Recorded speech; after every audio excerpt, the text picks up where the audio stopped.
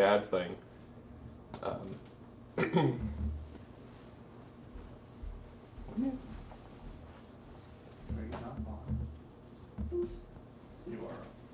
You're just not playing. Pretty much only useful for journals, though. Can you all hear this music?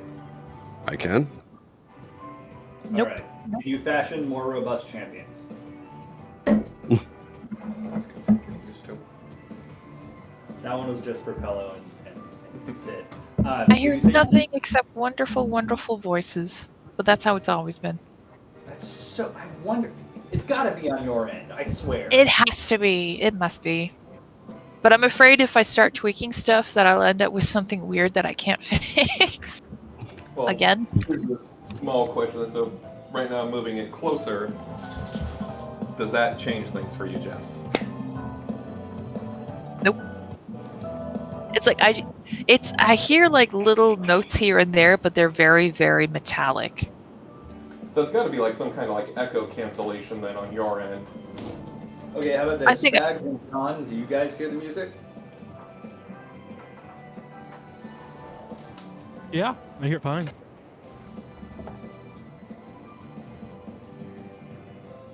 Well, Spags is not responding, but I feel like it's got to be something on your end, Jess. I'll try to figure something out, or ask Gino, or I don't know. Hey, I bet it must be something that Gino had me install to use for noise cancellation. Like, I'm 90% sure what it is. Or 90% sure that's what it I know is. he's online right now. Maybe he has an answer. Let's see. Isn't he raiding though? I don't know. I don't know if Warrior's awake yet. Let me see. I still can't get over how great of a name that is. Because the players are referred to as the Warrior of Light. Yeah. It's just such a good name. Warrior of Light.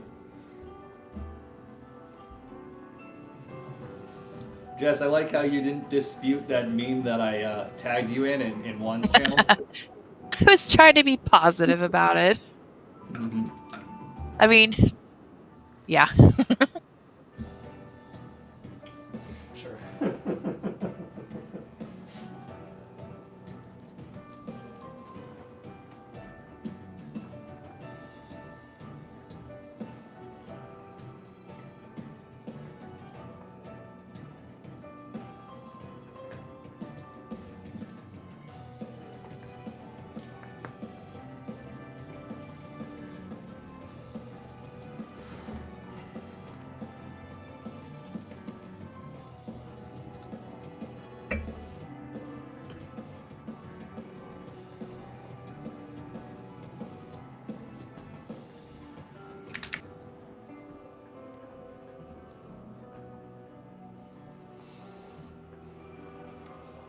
Okay, new word for the day.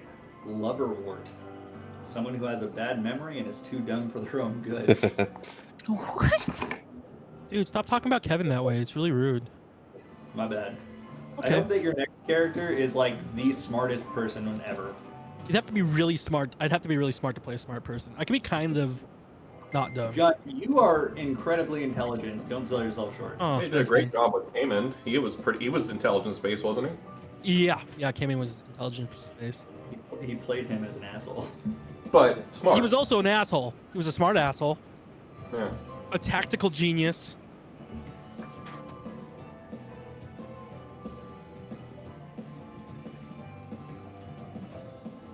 All right.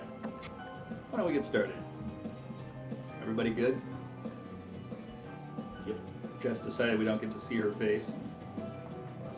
Yeah. By the way, where was the loot from last week? Eric's put it in our side chat. Okay. I was trying to find it. There's just so many freaking messages. I forgot. After about like, I don't know, 200. I'm like, okay, whatever. If there's something important, Yeah, I'm sure you guys would just give it to me. Eric pinned it, so if you would look in pinned Oh, messages, you pinned can it. find Nice. Oh, you don't need me to give it to you again. The books. Somebody asked for the books. We still need that. I think they just want the names of the books. I wasn't sure who asked. The ones that are the stat boosts? Well, because okay. So we know we have one of each stat for the stat books. Book of Isle Darkness, Book of Exalted Deeds. That's it for the magical You got the tomes. 7 first editions. There were 7 of them. Oh yeah, he says other stuff. So yeah, yeah, as you can say it again. Keep going. Did we get all 7? Yeah. Then the amount we gave everyone might be a little off. Then. Well, no, I gave it. What, Well, the amount that 35? we distributed on our end was. No. I'm counting 7: Strength, Dex, Con, Int, Wisdom, No, that's Charisma. different. Charisma. No, Rowena tasked us with getting first edition novels from the library, which we sold to her at 500 a pop. Hey, Yeah. good job, team. You picked up a couple of extra books that I don't think you've looked at yet. Correct. Do you have those written down? The one is I wrote down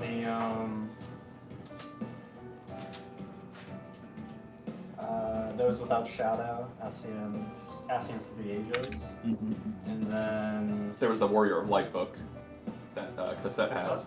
She put that back, didn't she? Jess, did you keep the fancy Warrior of Light book, or did you put it back on the shelf? I don't think I did. I have it.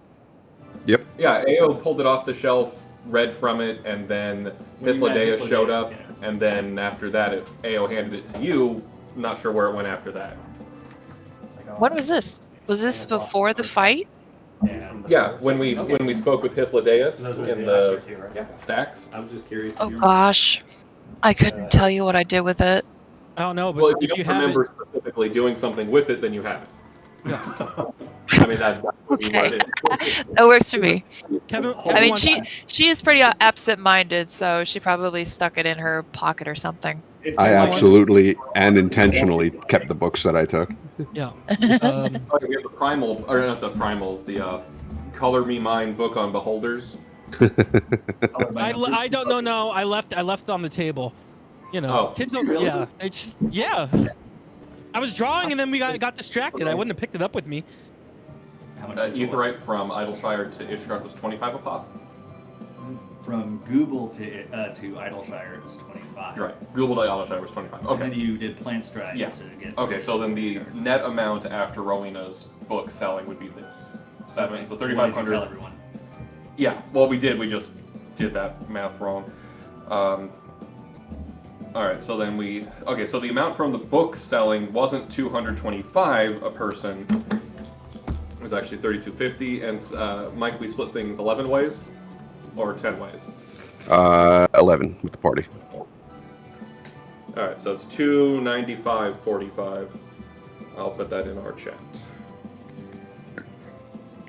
With everything combined, that we just got. That was specifically just the books. Inti found Okay. some money, but we don't know if Adam is having Inti disseminate that or not. I'd be shocked. So basically, 2,685 each for each person. Do anything. It's familiar. I can't remember off the top of my head what it's Okay. from. And what am I supposed to be seeing over Just there? making Us. sure that Make sure that we're on the I pic. just see Deus's face. Oh. Okay. I don't know why it keeps doing that. It's fucking annoying.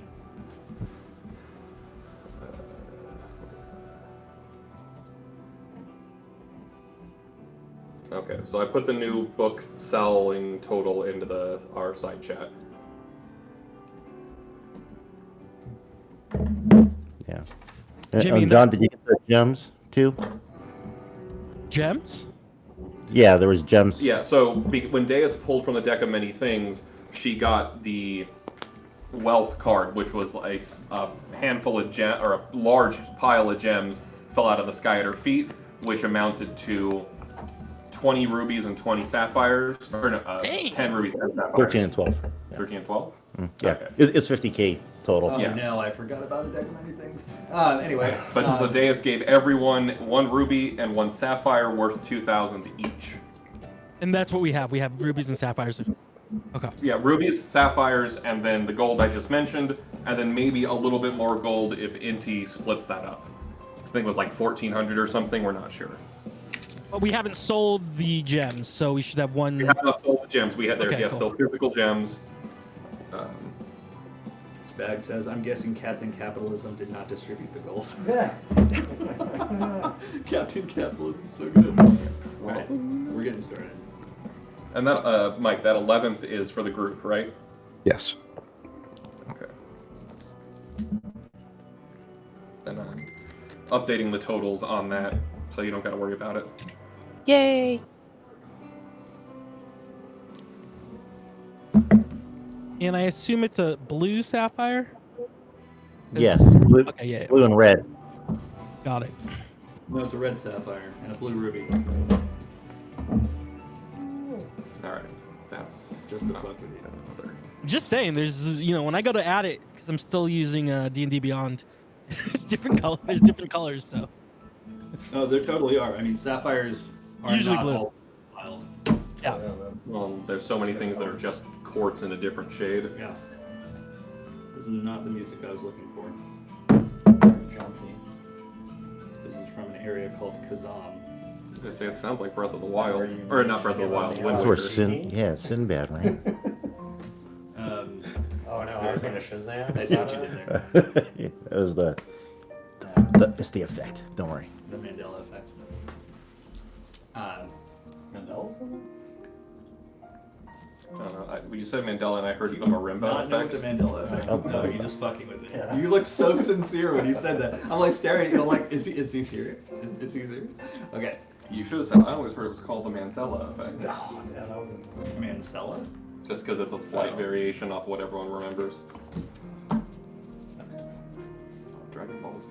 The Morgan Freeman effect. Beans. Beans? Oh, Magic beans.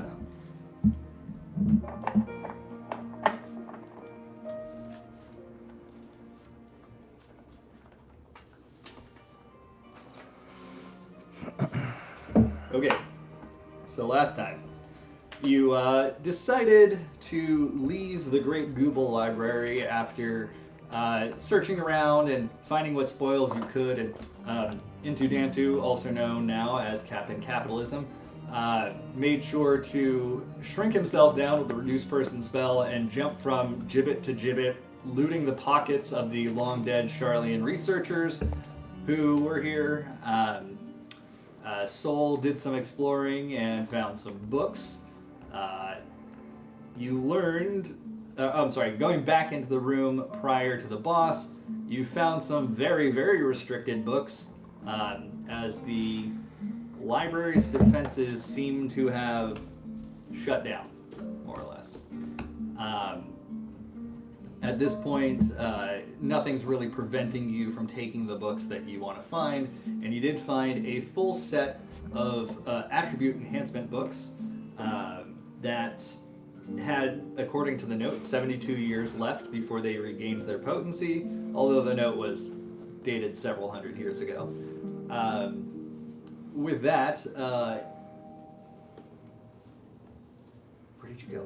You went back into the stacks, the labyrinth stacks, and you found that all of the books that had been flying around or were neatly stacked were now on the floor in various stages of disarray.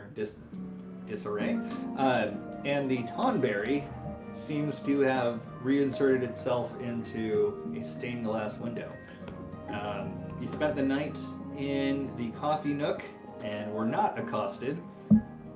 The next morning, after some of you had some conversations, you ended up at Idleshire to sell books back to Rowena and inform her of what went on, or as much as you wanted to, before the group traveled via plants to Sid Verlane's manor in Ishgard, where the staff seemed to be a little bit on edge, but still willing to, prepare meals, run errands, just as their master requested of them. And I think that's about where we ended last week. Did I forget anything? I think that's it. Pretty much just got back to the house, so it'd be morning, and that's about it. Sure. Sid has had a couple of guests over in the hours following your arrival. Those guests have since left. He wrote a couple of side journals, if you haven't read those, but it's in there. Spoiler alert, Sid Garland and Emmerich de Morel were the ones who came over. And with that said, what would you like to do today?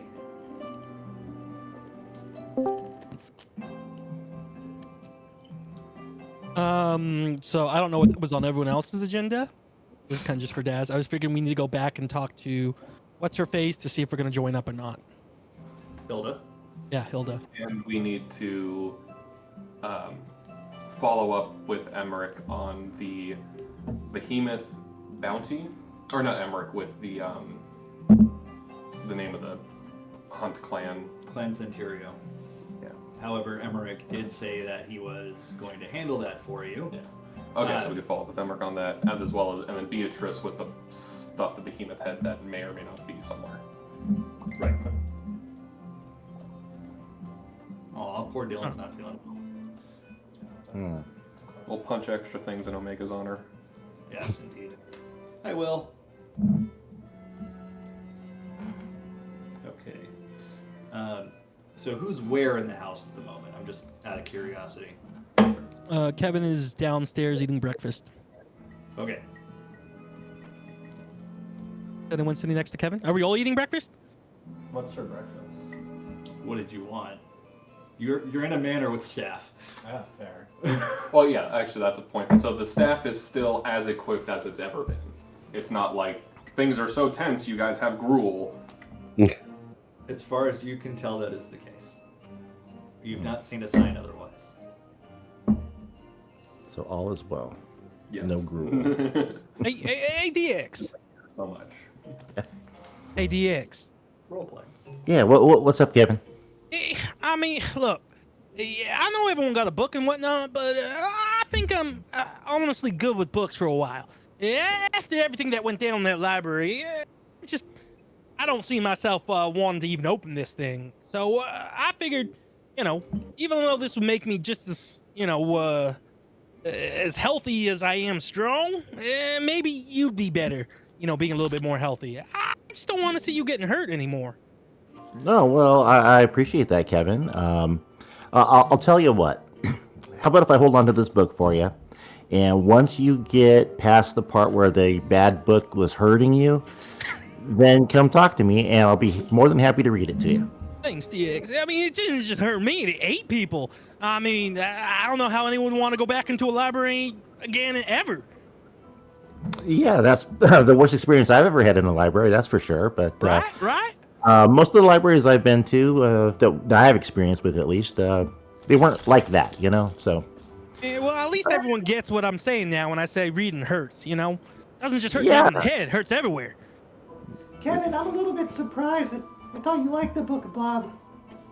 Well, that book is okay, And if anything, it's not that all books are bad, What I'm saying is, I'm just done with most books moving forward. It's just, one ain't you, one ain't someone else. I mean, what else do you want? If that was enough, I'm pretty sure Bob was sending me a sign. I might have got eaten by a book, but I'll still read them. And besides, doesn't the Book of Bob or whatever say something about making yourself as strong as possible so you can protect those you love? Yeah. The book Bob thinks, Bob thinks, you should protect yourself, but, at the end of the day, it's Bob's will, and whatever will happen, will happen. And Bob clearly sent me signs that books are bad. That's all I'm saying. Right, but are you sure you're a true believer of Bob? Because I heard that only those who are true believers of Bob, when they look at a book like that, will see the hidden message. You read that somewhere? Yeah, I read a lot. Is that true, Professor? What? I'm sorry. I wasn't paying attention. It don't matter. What do you think, TX? I mean, if this hurts me, or kills me, or tries to eat me, I'll have to burn it. And the last time I thought about burning a book, a bunch of books started getting thrown at me. Well, yeah, but that was in the library, and now we're out of it, so I don't think you have to worry about that. Yeah. And if you don't believe me, you can go see the professor's library and Nope. curse out those books and see what they do. Don't want to do that, but... While Deus is distracting Kevin, Fifi is going to cast an illusion spell on the cover of the book. Look, Kevin, can you see the message? Kevin stares deeply at the book. Okay. It's the words are the title of the book are being erased before your very eyes, and it's just replaced with the word Bob and a picture of a dog face. Wow. Hey, y'all see that? It's sending me a message. Sorry, everyone. I gotta go try to read this book right now. Kevin grabs it off the table, heads up to his room, and is probably gonna spend the next week attempting to read this thing. Yeah. Just remember to sound it out slowly. Thanks, DX. That was honestly way easier than it should have been. I missed pancakes. And she just goes back into eating pancakes. She survived off nothing but coffee for days. No, there's food in there. It brought her food. So Soul down having breakfast too with us? Yeah, I was gonna have him walk in reading a book when Kevin was lamenting books, but Oh, okay. he ran away with the new books. All right. Well, as soon as Kevin runs out and I notice Soul there, I'll be like, "Hey, Soul. Hey, I'm sorry about being very brusque with you earlier, but I had to talk to the professor quickly. But it seemed like you wanted to say something to me." Oh, is this about the bow mandolin thing? Oh yeah. Oh, no worries. I know it's a little tense right now, a lot going on, but I was wondering if you could help me, sort of integrate that mandolin that we got from the behemoth into my bow, so I know not to hold them both in two hands. I can just use them at the same time. Oh, I was going to talk to you about that because I thought it was really cool when you did that little sound wave blast or something and hit the behemoth, but it seemed very awkward because you had your hand back holding your bow and you were kind of strumming like this. And I just wanted to talk to you about like what was that all about? Why are you always touching your bow? Because I've noticed you do that before. Oh well, I'm Garlean, so to use magic, I have to use my Magitech bow. That actually gives me the power because I can't channel the magic myself without it. So it's basically the bow doing all the magic. So if I want to use the mandolin, I have to be touching the bow at the same time. So I was hoping we could, mash them together. Oh, okay. I think we could. You'd have to help me with the Magitech part because I'm not very familiar with your bow. But can I see the mandolin real quick? I give this mandolin. All right, so I'll take a look at it and be like, "Wow, this is very exquisite workmanship." And I'll pull out my hacksaw and I'll get ready to slice it. So I'll do that. So Okay. that'll take me a while. You just hear as these How wire do you cuts. feel about seeing him pull out a hacksaw? I don't love it, but I also trust Deus. Okay, and then it'll take a while to work Do we something out. determine how long it'll take for that? Like, okay. Maybe we'll get Tavi involved. Just duct tape it. Yeah, I was for my thinking, garland I was stuff, thinking yeah. 8 hours worth of work for the complexity of it, but if you had a helping hand to cut that in half. Okay, so like 4 hours, so we could do that today then. Yeah, for sure. Okay. Yeah, excellent. Is Eric here? Eric's not here yet. Okay, We'll bring it up when he gets back. sounds good. Where's Aoul right now? Just in the breakfast hall or meal hall with everybody. Are you gonna eat? Or No. you don't eat, right? Nope. Okay. So it's actually at this point it's more like lunch. Swapping sugar 'cause for as I mentioned, salt. Sid has had 2 visitors this morning, and by the time that they left, it's actually a little bit closer to lunchtime right now. So that's about what you guys are eating. Can I order mashed Papotas. potatoes? Yes. How much would you like, sir? Are you the one with the gun? Yeah. I'm totally gonna pocket them to make the gears. So however much 3 portions of it, would I know how much I need for 3 portions? I can make you plenty, sure. And you just hear, "Get out the potato grinder!" as she's walking into the kitchen. Excellent. Picture some diesel powered monstrosity. Do we have greater healing potions already? Yeah, you have 4 of them. Oh, sweet. Yeah, Okay. because some were found in that's the loot with that item. Awesome. I wonder why they were there. Yes. No reason. Besides that, I'll just be reading out of my tome while lunch is going on. Okay. Sid, Cassette, Kenji, what are any of you doing? I am staring at a cup of coffee, just kind of in my own thoughts. Roll a perception check.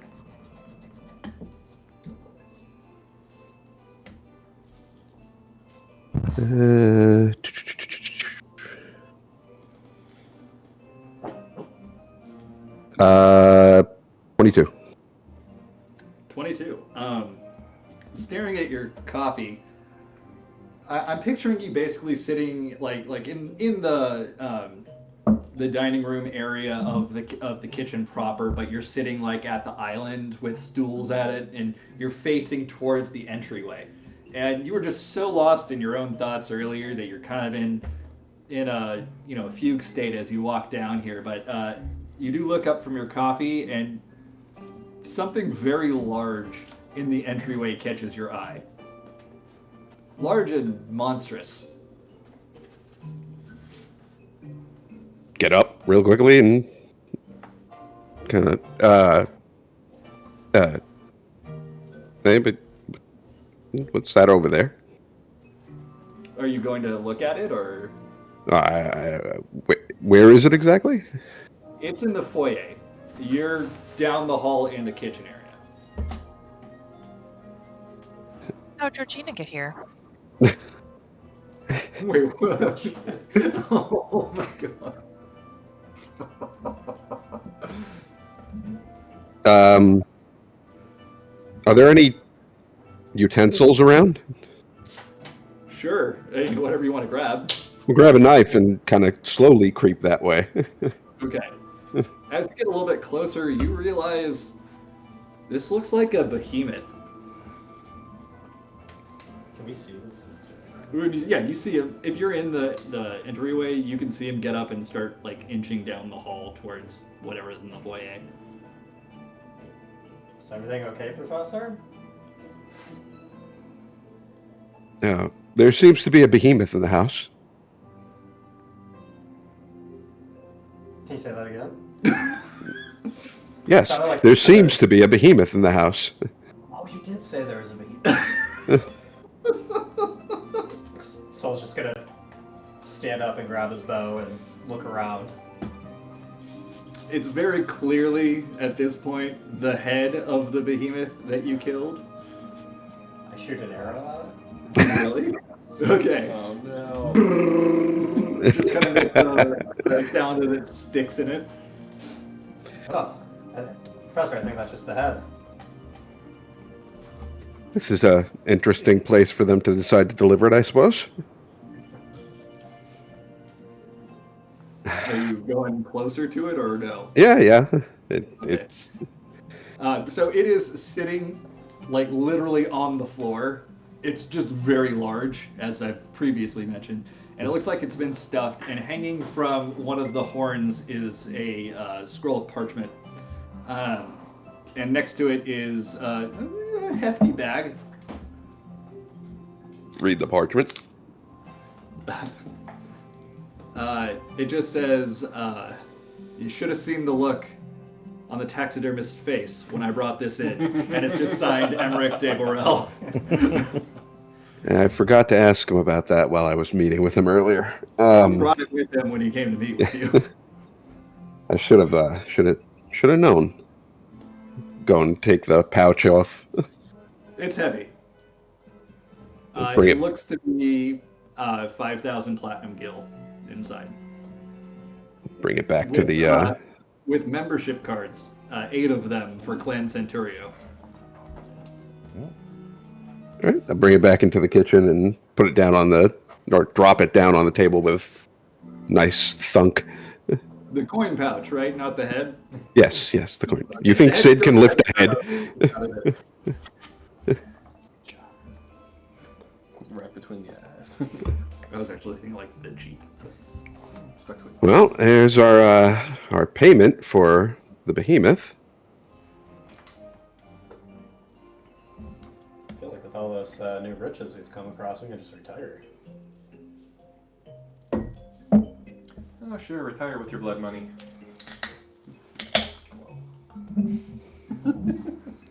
Well, at the very least, you also have some membership cards if you want to join Clan Centurio, apparently. Sure, why not? I'll grab one of the cards. I'm not exactly from around here. What the hell is Clan Centurio? So you did get the lowdown on it, more or less, when you were there.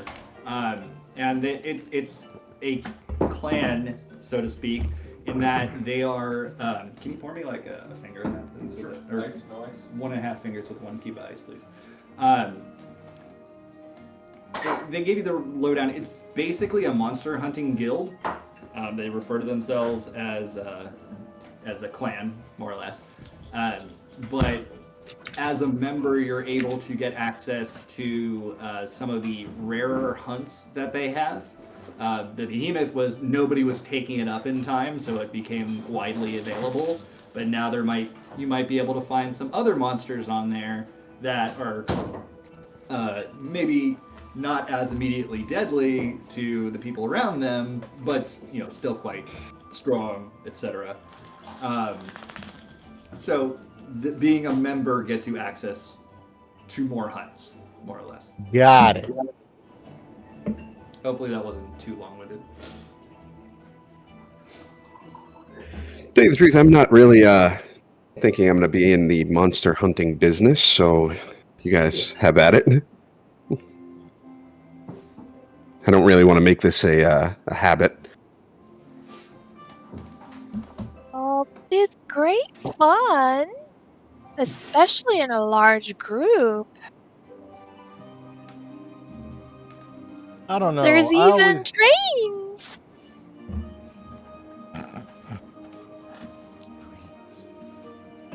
But that's okay, Mr. Sid.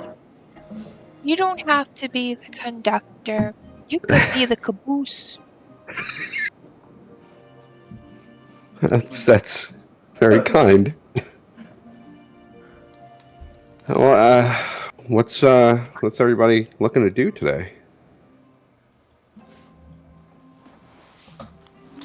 I'm gonna be doing some reading and then help Datus work on my bow mandolin combo, I think.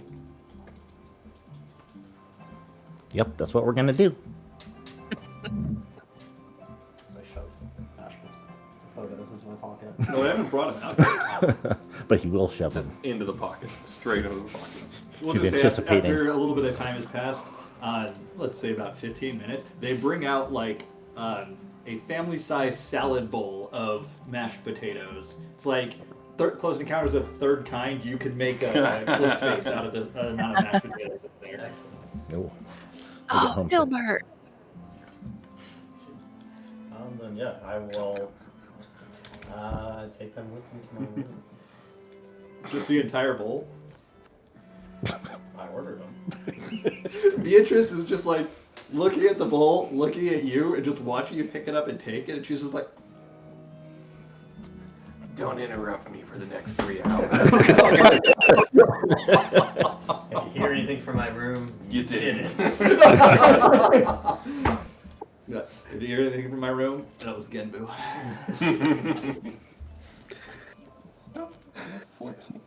Come here, Finn. Ayo, you have anything interesting planned? Yeah, not especially. I had a mind to tend to your garden because it's Covered in both snow. frozen and overgrown at the same time. Well, I can't say that I ever really gave it much thought the brief time that we were here, so feel free. Would you mind terribly if I planted some of those magic beans in there? I would kindly ask that you do it as far away from the actual manor as possible.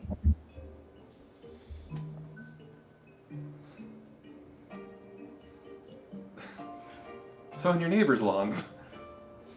I could think of a couple of people whose lawn I'd like you to plant it in, but no, I mean I'm sure there's enough room that you can find the furthest part of this land area, just not near the house. We don't know. I mean, one of them made a tree.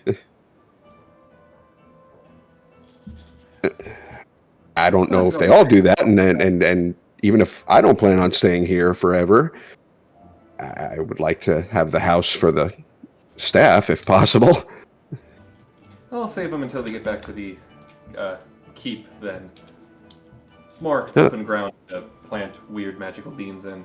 That's right, Deus. You were saying something about taking a breather and going back to Ophiutarus, right?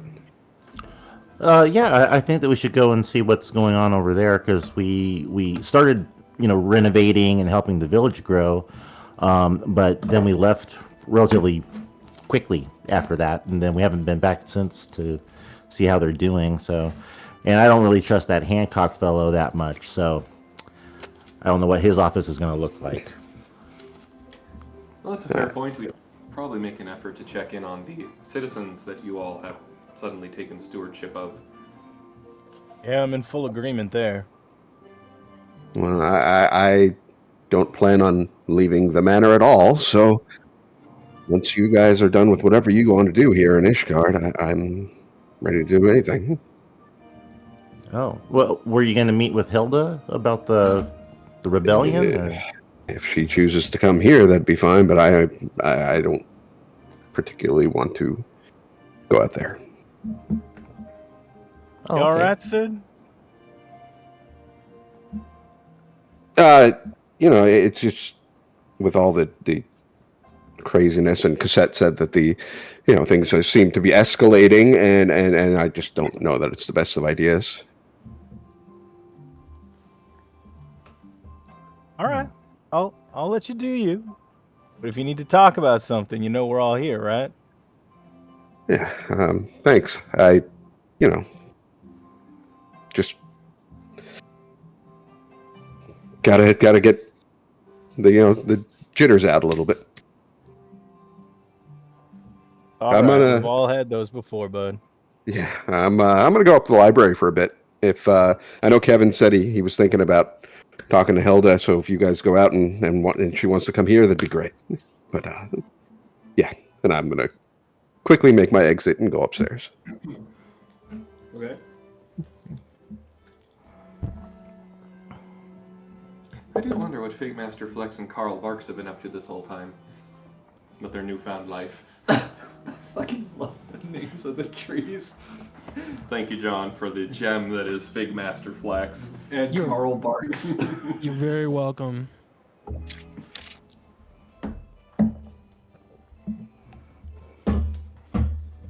Kenji, is there any fear that those people that were looking for you might be hanging around our keep waiting for us? Oh, Finn! What did he do? He missed a little bit. I'll get it. As we all do. Yes, the answer is yes. Yeah, it seems possible, but I mean, who's to say? If I knew anything that went on in any of their minds, I probably wouldn't be hanging out with the lot of you, because I could find a way to draw them away from you. Oh, that sounded like an insult, and now it sounded like a compliment. It can be both. Oh, And he slaps you on the shoulder. Knocks me out of the air because I'm like 2 feet tall. Like swatting a large mosquito.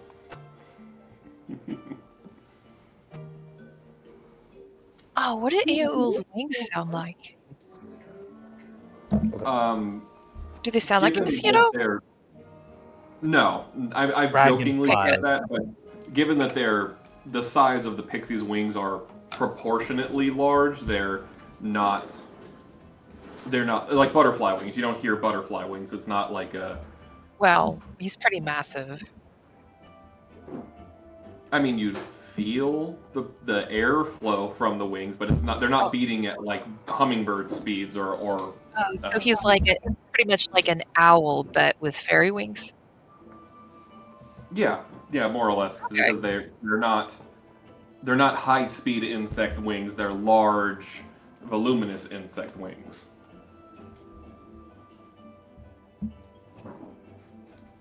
It also justifies why they count as a small creature and not a tiny creature. Because they're a twig, a 2-foot tall twig.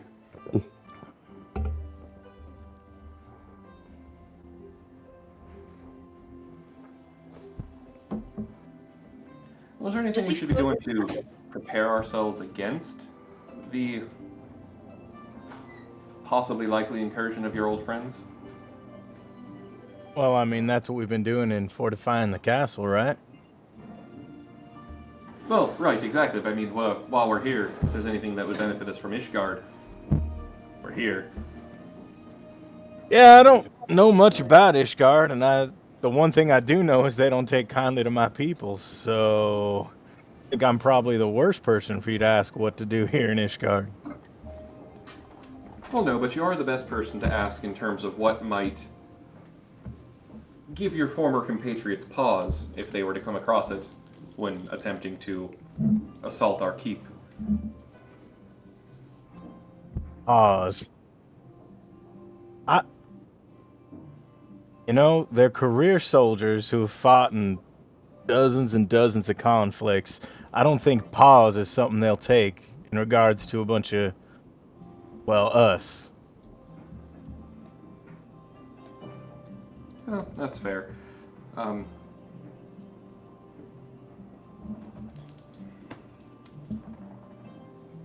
Yeah, nothing we can really do then, short of hoping that they don't show up or convincing them not to attack if they do.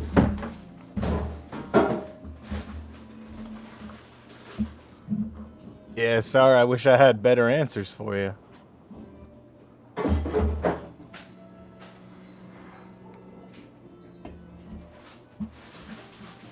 That's okay, Kenji. I'll pat you on the back. Kenji goes flying. You inadvertently use the mech. Well, How to get in Speaking here? of which, where is the mech right now? it's at the manufactory. It's like parked in Okay, so we gotta make sure we take that back with us. So we have to specifically aetherite back to Oviatoris, because we can't tree stride a mech. Unless it's a very, very big tree. Unless Sid Garland did something to it.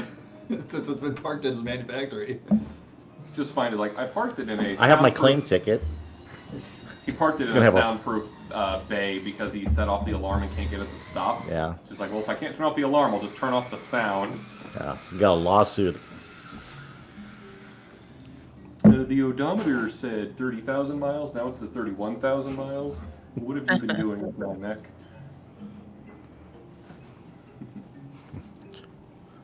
Yeah. So Sid ran off, but Deus, you're still downstairs just getting ready to... Yeah, I'm still sitting at the dining room table, but now I got this little boring drill out, and I'm cranking it on the top of the mandolin where the neck used to be. Hey, Bolts, whatever you're doing looks really boring. Can I borrow you for a second? Where's Sid? Where's Teach? Oh, the professor said he was going up to his library to read. Read and avoid assassins, I think. Can you come with me? Yeah, Opens sure. a book, face laser. Yeah. All right. Yeah, what's going on? It's a summoning book. I'll tell you when we get there. But Omega leads Deus up to Sid's room. Is the door open or no? Yeah, it's the main library. Oh, we're in the library. Mhm. So the one on the second floor, Yeah. where you can see the behemoth. Okay. So Omega just kind of spots Sid at the landing, goes over. Teach! Got something I wanted to say to you. Oh, right. Yeah, Omega, you were saying you wanted to talk to us, so Yeah. Well, listen, Teach and Bolts. I've been holding on to this book. You've probably never seen it before. Okay, pretend like you've never seen it before. Anyways, inside this book, well, I can never really make sense of it. Like I know I don't read a lot, but I'm pretty sure if I'm reading it correctly, this means that my body and my life, they aren't really mine. And at some point, who knows when, it goes back to being someone else's, hence the death wish. That's kind of a weird thing to wish for. Yeah. Because I don't know who this person is, but it won't be my problem if they rear their ugly, yet fully beautiful head. I mean, if it's me. If I'm a clone, I mean. But maybe they are just butt ugly. So yeah, that's what I've been holding on to, and I hope I haven't disappointed you, and if I did, tough, it's your problem now. And he just like tries to thrust the book at one of you, like going back and forth between the two of you until one of you takes it. I'll take it. I'm a bit of an authority on the whole body not being yours thing. Yeah, I can take a look and see what I see. Yeah.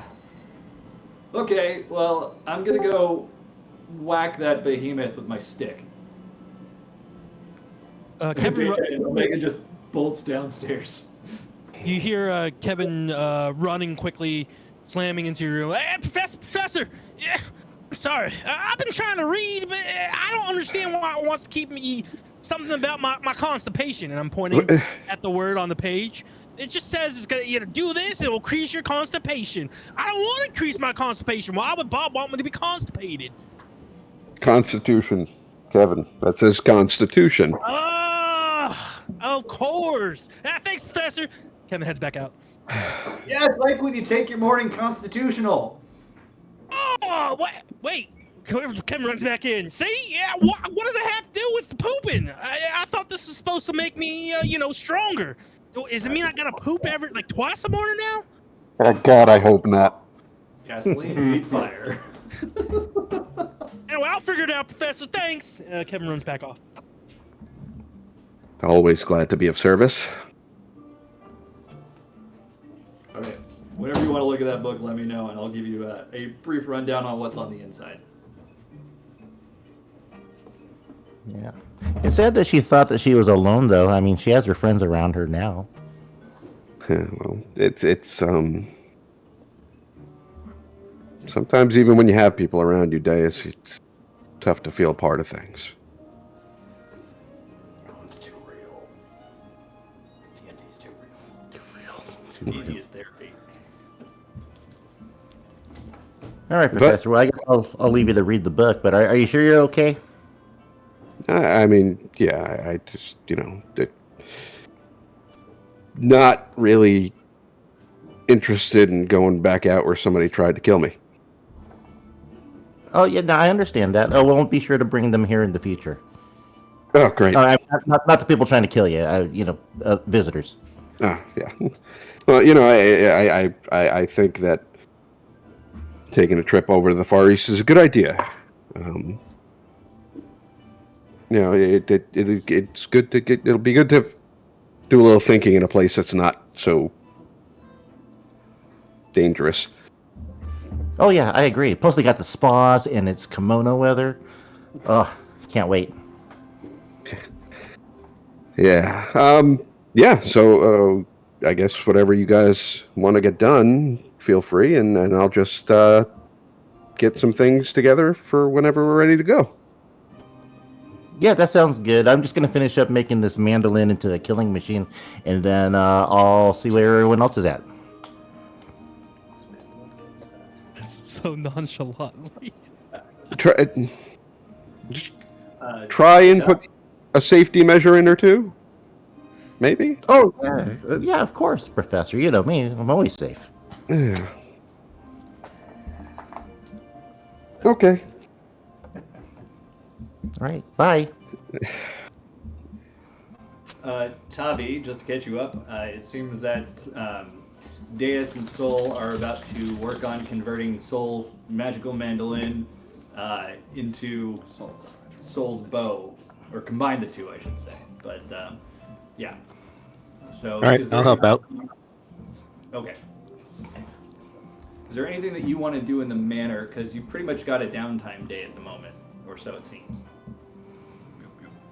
Yeah, I'll help out designing the schematics to add the Magitech in there and stuff. As if Deus uses schematics.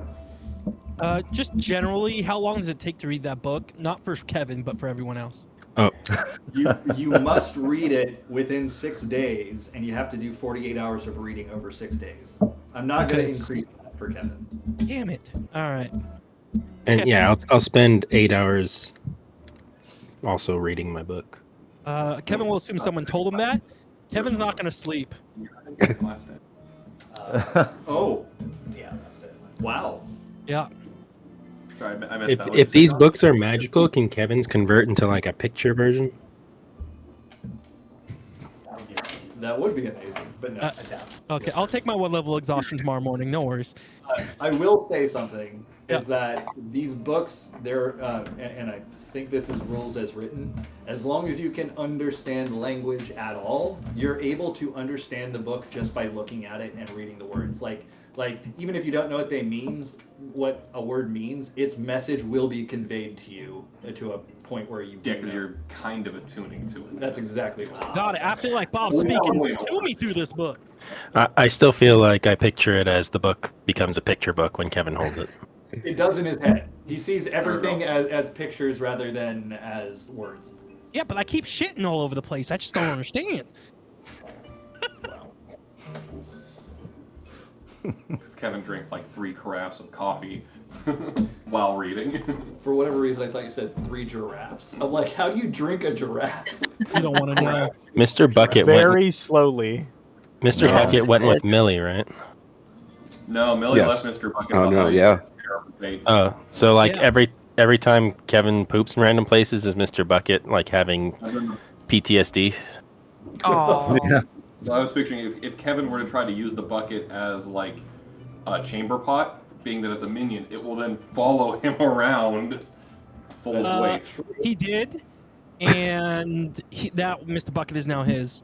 Unofficially retconning. Millie left Mr. Bucket and God. all her minions with Yeah. Sid specifically. Yeah, but Kevin found Mr. Bucket when he had to poop, Well- and She had left them with Sid with directions to give them to Sherbin's children.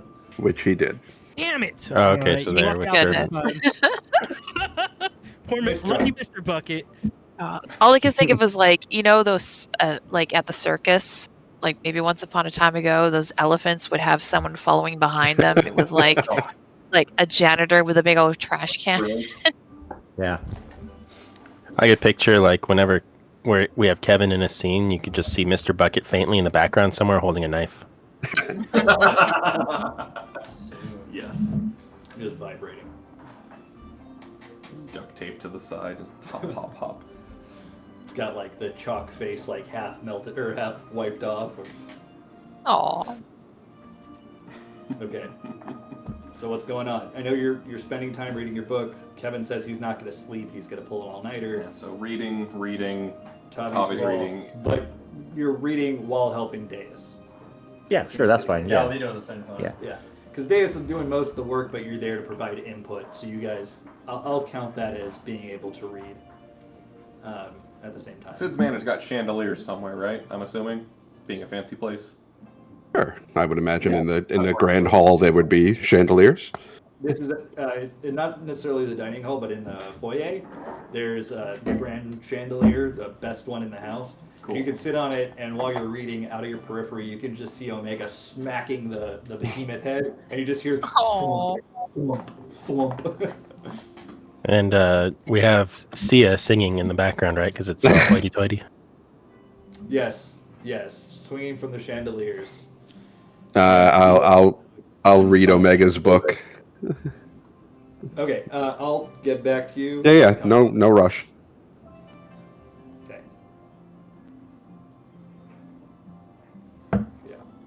Yeah. Is there anyone doing anything aside from those things? Cassette had was lunch served? Potatoes. I heard Yeah. The Yeah, something photos. about mashed potatoes or mashed potatoes. Oh, Well, those are gone. Soul asked the nice but yeah, they can make you anything you want. Okay. Well, after she enjoyed a nice plate of a little something something, she went to one of the studies, and at one of the desks, she's penning out a very discreet letter to her grandmama to let her know that she's fine, she's in one piece, and she hopes to see her soon. But that's it. No further details. Okay. So when cassette evolves, does she become compact disc? When she That would be devolves, awesome. Her pre-evolution is 8-track disc. Oh, somebody left. Sorry, Specs. enjoy the puns. Okay, so I do think Kenji's gonna go fishing if there's a nice fishing spot nearby. So, Can you there cloud fish? are. You can go sky fishing, one, or you can fish in one of the lakes, but it'd be ice fishing. And there Sky are some fishing is frozen called areas. bird hunting, bud. No, specifically sky fishing. They're flying fish. Oh. No, There's I not think I as just many want of to. them here as in the Sea of Clouds, or That's what called name? the sky, Daz. Okay, you're right.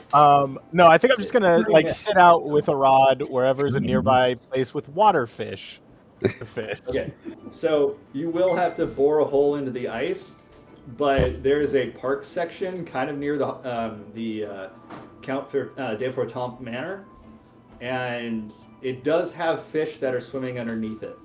But again, you have to bore a hole in the ice, and you're also in kind of the hoity-toity section of the city. Oh, I don't care. Sid already I doesn't know. like his neighbors. It's fine. Okay. Then I'm gonna use my katana to cut a hole in the like a perfect circle, and then, sit back and just hang out ice fishing. You've Do you been have hanging a out with Kevin too long. Do you have a tool for that? A perfect circle? Yeah. I stick out my arm and I spin, and then I jump off before it doesn't sink. It floats. It's ice. Okay. Sure, that works. Also, in case you didn't see in the scenery channel, I did post a walkthrough of Ishgard. So if you want to see what the city looks like, you can see it in there. Oh, dope! I'll definitely check that out. Yeah, I did a bunch of run-throughs of various areas, including the Google Library. Yeah. So you do plop down. You successfully cut a hole in the ice, deftly because it's samurai. And you pull out. You find something nearby that you can put down on the ice to sit, like a rock or something that probably shouldn't have been dug out of the ground. Like you make a big old divot out of the dirt, out of the grass, and you just plop that down there. But go ahead and roll me a survival check. Do 5 of them. Okay, I'm on it.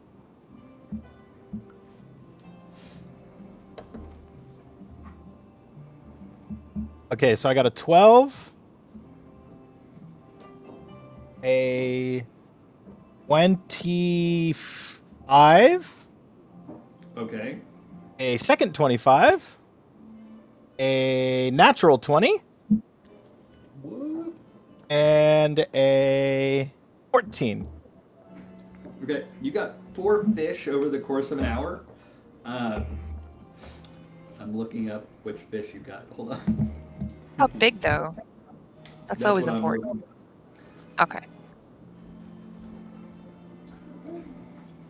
Sorry, you put me on the spot here. Get wrecked. Yeah, all right.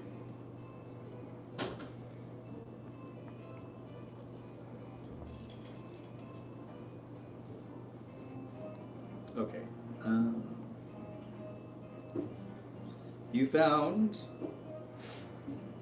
the fuck. Never heard of that Found, fish. what was that? Nothing. You found 2 Smells extra fishy.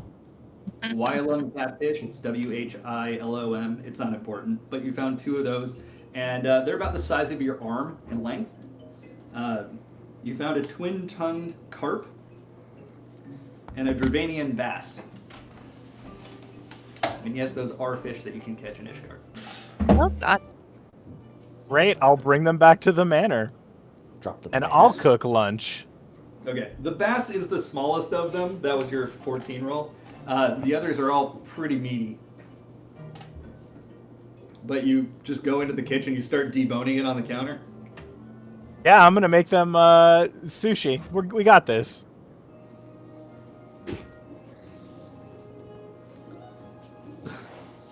Okay. God damn it.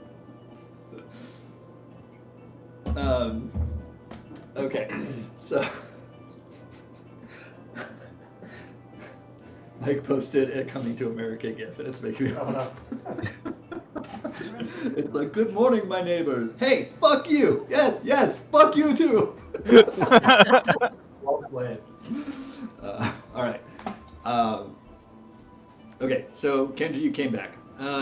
We're gonna pass the time a little bit. Kenji, we'll say that takes you about 45 minutes to an hour to properly debone, prepare, and then cook the fish. But are you cooking all of them, or are you saving some, like in the larder? No, I'll probably cook all of them if like it's the big group lunch. Okay. Yeah, the normal chefs and cooks that are in there are just kind of like standing there with their arms crossed, like, sure, yeah, go ahead, put us out of business. Why not? So they're just kind of chilling. But you do a good job of it. You got high enough survival rolls, and you know how to survive in the wild. So I'm not going to make you roll for how well you cook. You make a decent meal out of it. Anyone else who's in the house can smell these fish cooking, and fish is your thing. You can follow your nose down to the kitchen to eat some. What do you smell? Sushi? Sorry. Yeah, do you cook these? Wait, were you making sushi or were you cooking it? I did say sushi, but you know what? Let's have cooked completely fish. missed that. Oh no, you're fine. Missed that. Okay, Tempura fried sushi. my bad. You make sushi. You can't smell it from where you are. The meat quality of the meat of the fish. It's very fresh. Fresh and quality, though. At least 3 of them are very high quality, and one of them probably is good. Okay, so we don't smell it then. As always opposed to will- like, more quality fish, you will smell. Yeah. Yeah. But We no, have fish salad on the side. sure. So it's up to whether or not Kenji's gonna, say that soup's on and call everybody down to eat some sushi. I cast speak with animals and speak with dead and then guilt trip everyone. Yeah, he'll call him down and say, "Hey, lunch is ready if anyone wants in." Like, why is my plate screaming at me? Okay, so whoever wants to partakes in a lunch with Kenji. Did you want to Good talk job, to anybody Fanny. at that time, or is that just what you were doing? Ah, fuck them kids. That's what I was doing. Cool. We're gonna fast forward, let's say 6 hours. Okay. If it's a full downtime day, then people can get 2 days worth of reading out of it. They can, but they will get a level of exhaustion. Oh, no, because you're not doing anything during that time. Yeah. Thank you. But Kevin specifically said he's not going to Yeah, sleep. so he'll get 3 days at that price. Right. 24 hours. Well, for a person that doesn't read, he's doing pretty good. Halfway through. Well, again, he doesn't have to know the words. They make themselves do. Okay, so I guess by the end of the 6 hours, then we'd be done with the mandolin. So with By a couple hours. yeah, with Sol and Tavi's help. So now we have the mandolin body, and we replace the neck and the frets with the majority of Sol's bow. I had taken out the tuning pegs and replaced them with some of my clockwork spiders, so it'll automatically ratchet and tune itself. Taking this up. And then I'm gonna go behind Sol and kind of like feel his biceps, and then kind of like make some more adjustments. And I'll say, "Here you go." Feeling up his biceps. From the mandolin. It sounds like a mandolin, and it feels like a bow. This is exquisite craftsmanship. Oh, draw the string. Do you have any paper? Fireball. Oh, facepalm because I actually got that. My character did, right? What do you mean by draw string? How to character? Okay, so pull back the string on the okay. bow, and you'll see like where the neck of the mandolin was very rigid. Now it's kind of bending with the bow, and the spider tech kind of ratchets it, so it acts as a compound bow. So you use your strength modifier for damage instead of your dex. I love that Oh, you put this much thought into it. Yeah, so you'll do more damage with the bow now. Thank you, sir. And yeah, Soul's just amazed by it, like can't even like comprehend it, but it's just like this feels so much better than it was before. So the way that I'm picturing it is the other strings, if you want it to be a mandolin, they're basically retractable. Like they collapse in on the bow and then they reattach basically at will. Like Yeah, I threw in that sound about some what you're trying to do. Magitech stuff so it can convert. Yeah, and that's more or less what it is. So it doesn't take any time for it to swap between instrument and weapon if you needed it to during like a round of combat. Fantastic. Thank you, everybody. Yeah. Thanks for your help, Tavi. That was really good. This is gonna come in very handy. Okay. So, No we're problem. now gonna fast forward. We're going to fast forward a little bit. It's now been 16 hours since you all broke off to start your reading. It's about 10 p.m. How structurally sound is the chandelier? Jesus, Jimmy, what are you planning? It is What a fucking question. difficult for any Fae to be focused for 16 consecutive hours on anything, so they've been just kind of like using the chandelier like a swing. Oh, it's fine. Okay. It's meant to move. Alright, well then, much to Beatrice's likely dismay, the whole time just whee. Yeah. Beatrice has actively not looked at you. like trying not to look at the There's an fact. alien in my house and it's swinging on my chandelier. More or less. Okay. So at this point, who's doing what? Are you going to bed? Taking a bath, then going to bed. Take Has a it bath and go to been bed. like 16 hours? Yeah. Okay. So you can have 16 hours worth of reading at this point. Yep. You get to sleep. Yeah, absolutely. So your plan is probably leaving Ishgard tomorrow. In the morning. Okay. Sometime during that 16-hour period, there was a delivery, but Sid was kind of just lost in thought, so he didn't hear it come in when Beatrice called him. But I'll say, as you're walking through the house at random times, you do see now propped up against the behemoth head, there is a package. It's not exactly small, but it's not massive either. Go over there and see if there's any.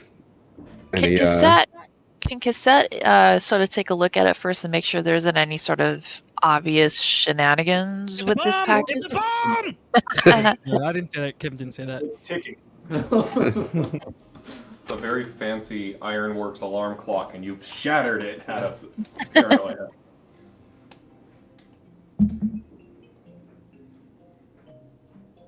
Can I? Did you roll an investigation check? I didn't know I was supposed to. I was waiting for an answer. Oh, I It said was roll. lost in the Sorry. I'm just sitting here waiting for you to roll. I'm just waiting for instructions. Like,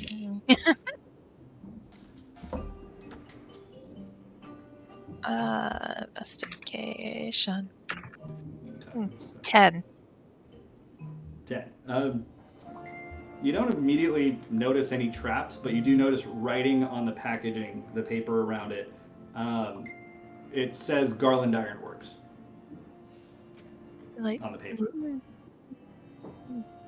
Mr. Sid, are Mhm. you expecting anything from the Ironworks? Oh, yeah. I didn't think he'd be done this quickly, but yeah. Oh. About this size? Yeah. I guess he might have put a little spin on it that I didn't expect, but yeah. compressed cube. He crushed the mech. Like a junkyard. Okay. Yeah. I'll just go and pick it up, and I'm just gonna check this out in my room before I go to bed. Okay. Cassette just kind of looks at him kind of weird, like, why would he take it to his room? It's his business and his private. Okay. So in your room, when you're looking at it, you recognize the design from your schematics, albeit with some Sid Garland touches added to it.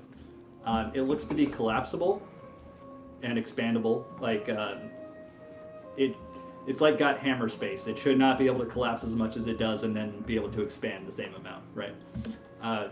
But sure enough, it looks like it will accomplish what you want. There's a note with it that says, hope this is what you're looking for. Once I left, I couldn't put down my tools. It says, it's just signed Sid. All right. I'm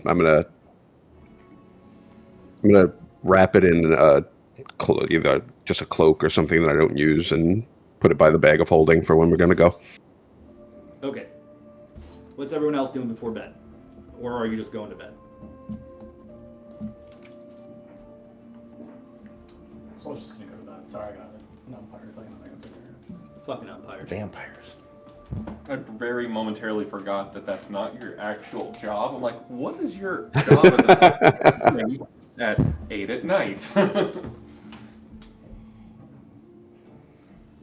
Okay. So, Ao, are you actually going to sleep? Rest, but I have something to do in the wee hours of the morning. Where? Or do you not want to Anywhere. say it? I don't know. I'll say it. Well, tell me where you're going to be. Just what's? Does Sid have planters in the house? Yeah. Yeah. Somewhere where there's plant life than in the house because it's cold. Sure. When you're on the second floor and Genbu has, for some reason, set up a fort of plants outside his room, and that's where you can sit. How strong would you consider every single door in his in Sid's house? Just kidding. It was like a Jimmy question.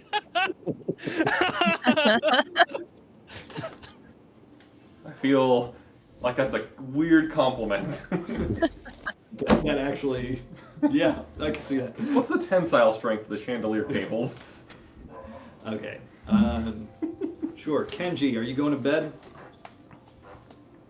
Yep. It's sleepy time for me. Okay. Tabi? After I finish reading, I'm sure I'm tired. Yeah, this is you've had 16 hours worth of reading. It's very red. Yeah. Hi.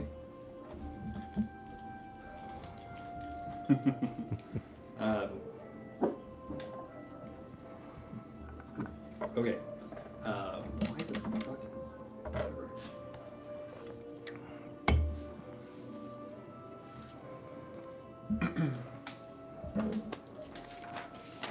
Okay. Omega, feel free to text me. Is Omega going to bed or doing anything in particular? And then same question for Cassette. Cassette. Mm-hmm. Cassette's going to bed. She's pretty satisfied with the security at Sid's house, so she doesn't need to do too much extra for bedtime. So once she falls asleep, all nice and cozy, yeah, she can be heard through the door. She does snore,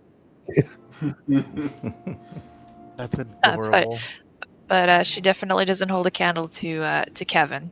But Kevin doesn't wake her up though, so that's a blessing in disguise. That's right. Wait, Actually, you don't hear Kevin snoring for the first time Because he's since reading. you've slept with the group.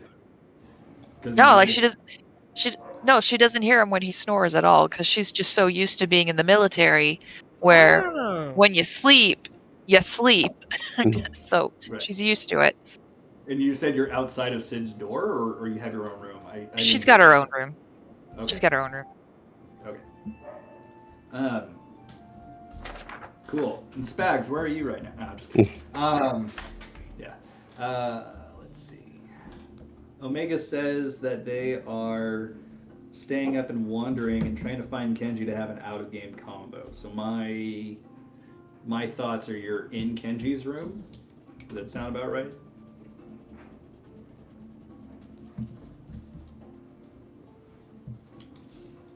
Omega is typing. Spags is on Sid's couch stealing his change. Excellent. Sure, or wherever he is before bed. So, okay, so, but hi girls. Good night, girls.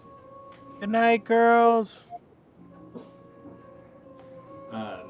Okay.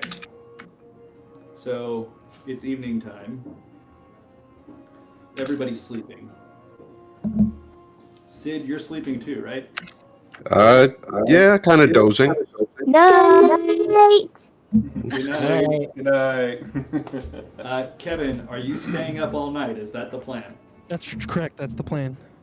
Okay. With disadvantage, I need you to roll a perception check. Okay.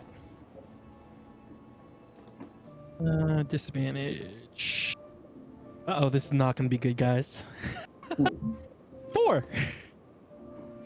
Okay. Respectable. 4 was the first thing I rolled.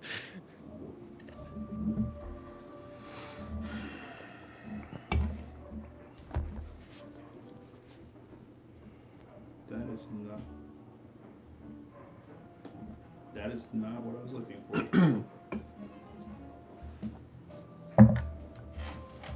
Okay.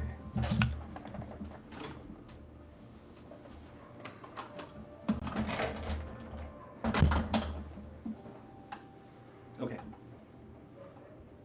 Who sleeps on the first floor? I think there's Planters on the second floor. Yeah. Oh, that's what I meant. Who sleeps on the second floor? I was thinking, Oh, bottom floor I and think first floor. I think most of us. I think, yeah, I thought like. I think most of the rooms are second and third floor. Okay. Sounds good. Sid is third.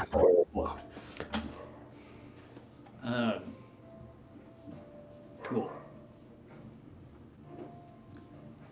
You're not sleeping?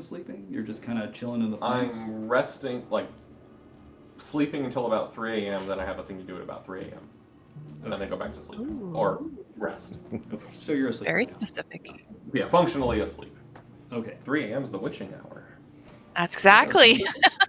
Depends, there's two interpretations. It's midnight or 3 to 4 a.m. Yeah. Either way, it's naughty time. It is night time. Yeah. Good. Wait. What is it? Good decisions stop at 2 a.m. Is that what they say? Yeah. Good intentions stop at 2 a.m. Okay. Roll a perception check at disadvantage because you're asleep. Good old 0. All right, 8. Oh, that was a 19. 8.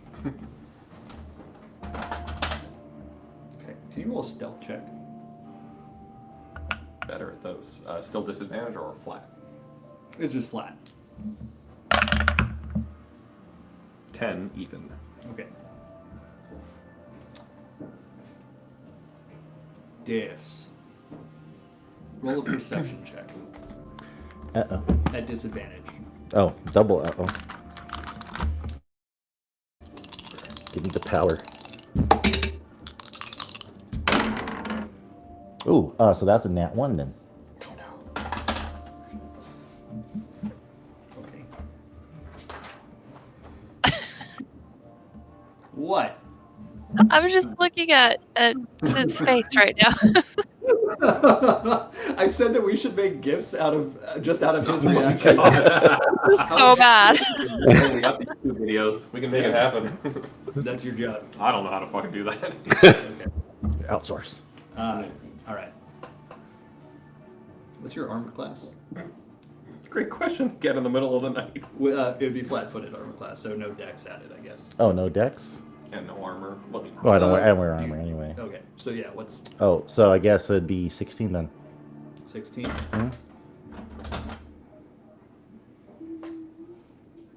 You wake up to someone stabbing the pillow next to your head. Oh my God. What did it ever do to you? It was a bed bug. Alright.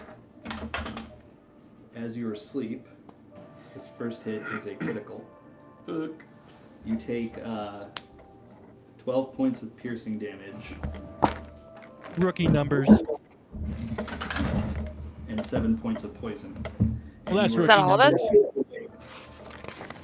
You were jolted. What was that? Is that all of us? No, this is just Deus at the moment. Oh no! You're jolted awake, and you see in front of you it looks like an Elizin, but their face, their head, their entire body is like clad in purely black clothes, and they've got a dagger that they've just gotten you with, and they didn't hit you right on, but it's still a critical. Like, they got you like in the side. We'll just say that like you were turning over in your sleep when they went to get you. Did Kevin but- hear it? Now? I mean, the attack was silent, but you now have a reaction. Right. So I'll say, ow! And I'll punch him. Okay, roll the punch. Nice. Punch him in the nard. Okay, so 14. 14. Your punch glances off their leather that they have underneath their cowl. Pause this.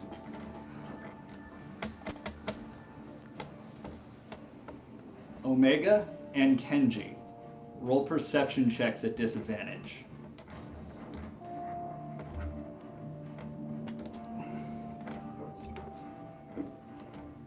Christmas. Oh my god. Yes. So Slightly. the nat 20 is not going to count because that was if it was advantage, but I did get a 26. 26. Okay. Your 26 probably saved Omega because Omega was asleep in your room after you guys were talking. There's a creaking on the floorboards outside of your room, and you see your door slowly opening to the point where there's now a head that's like leaning into the door to see who's in there. And they're lingering on Omega, who's sleeping on the floor right now, before looking at the bed. You have a chance to do something. What are you doing? I assume my katana is right next to my bed. Yep. So I'm going to take a deep breath, gathering Sen, and then grab my katana and sprint and try to cut him. Roll an attack. Oh, mine says high, by the way. Oh, what are you doing? Okay, so I rolled with my 2 attacks. I rolled a nat 20 and a nat 1. You say a nat 20 and a nat 1? That is correct. My limit break, thanks. And as a reminder, we're at max limit break level 3. Okay, but a nat 20 is going to be a lot of damage. Yeah. Might as well. You might as well just use the limit break on this guy. Might as well Just reset the limit disintegrates break. him from life. Just I pardon you. From life. Mike, I'm supposed to tell you that Habes loves you, by the way. What happened? Chin. Crimson Oh. Chin told me to tell you that he loves you. I didn't take quick. 20 damaged as 20? Nice. Yep. Okay, you've clearly taken this assailant by surprise. He didn't even realize you were there until you were already upon him. And you just slash at him and you decapitate him in one hit. Damn. Omega, get up. We're under attack. And I'm going to kick Omega.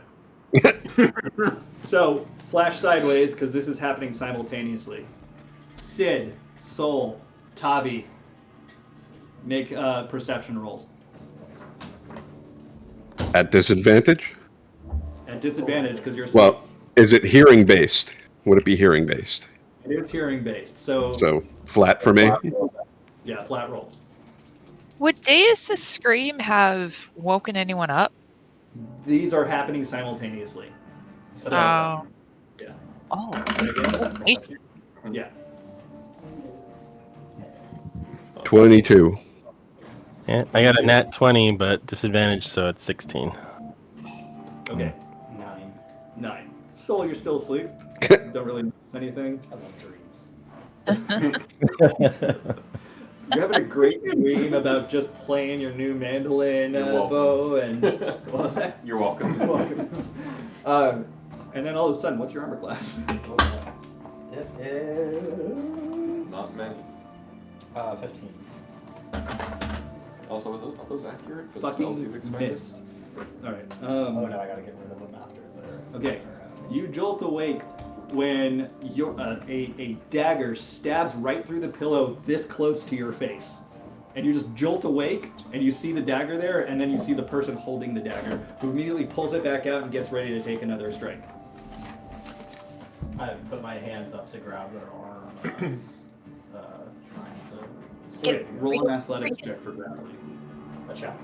Athletics, yeah.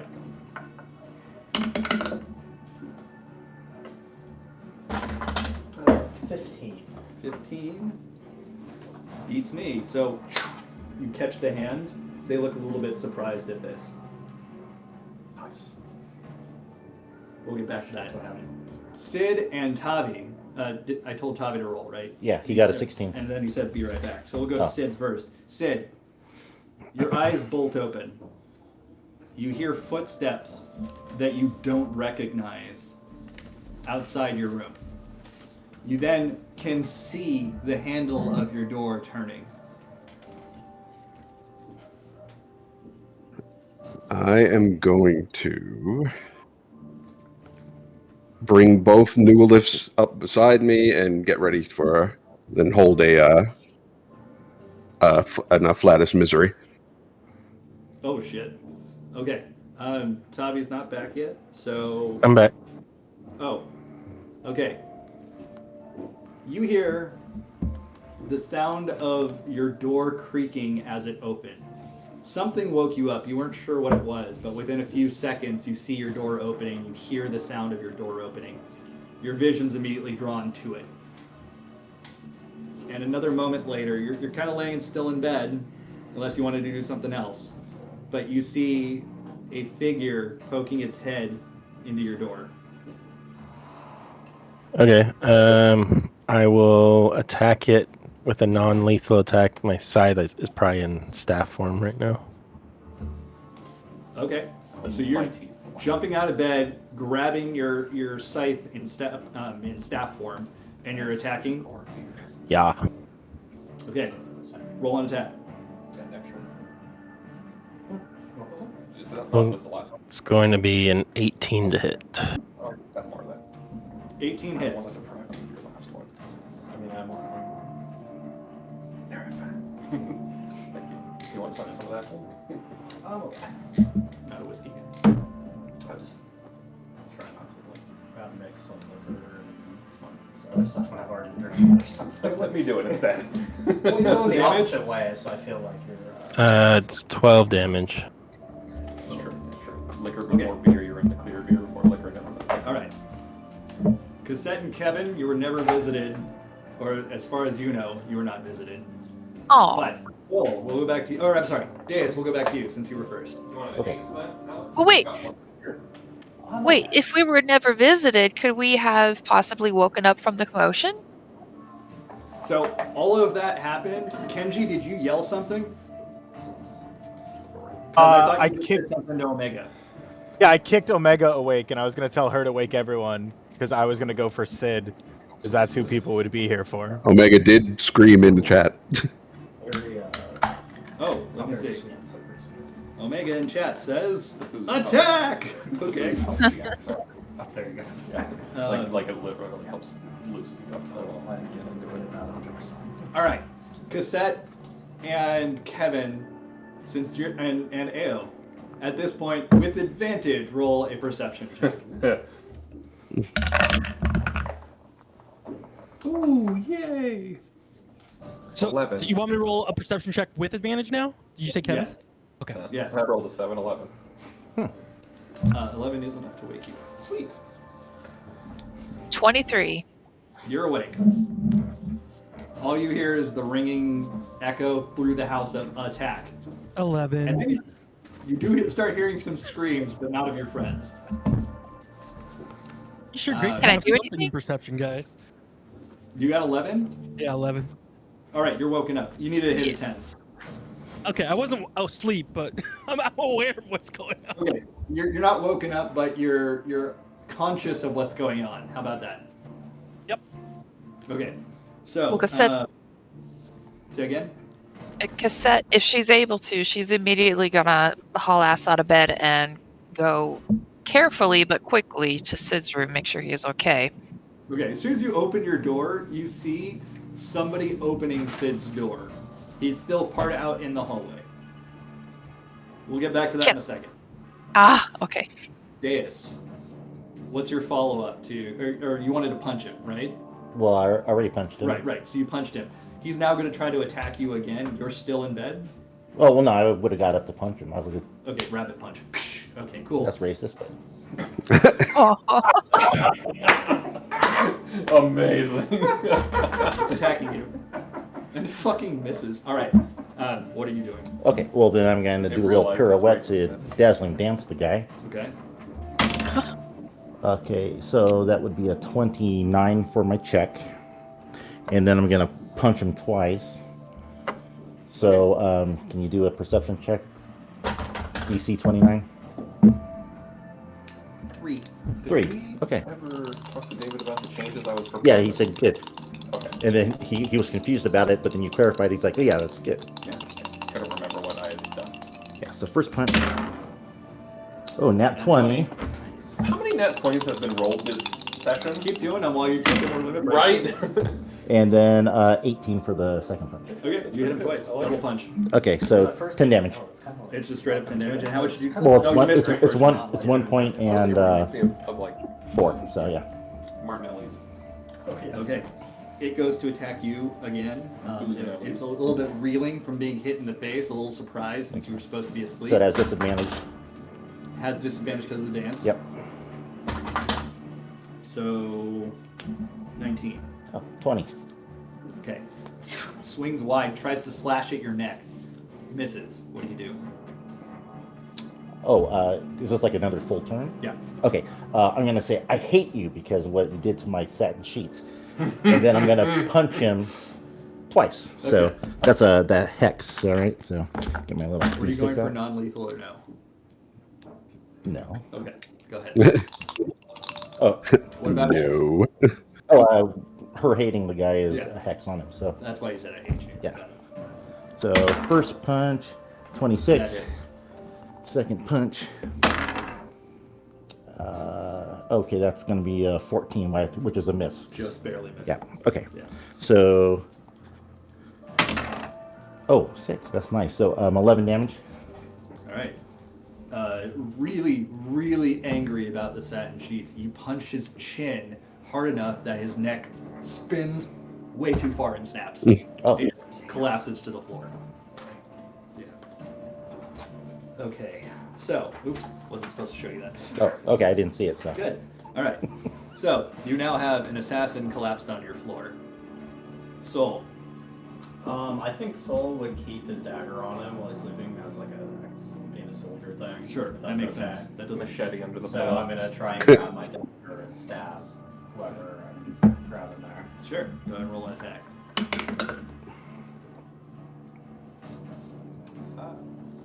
That is a 26 to hit.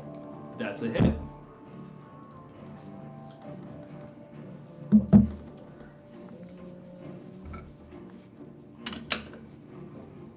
That is 7 damage piercing. 7 damage piercing. Okay.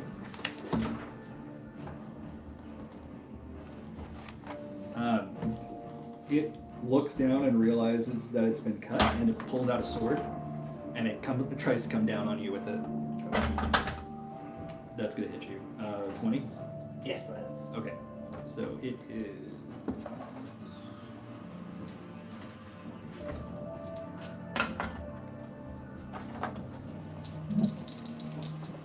Four points of piercing damage and 8 points of poison. 12 total. Yes. What are you doing?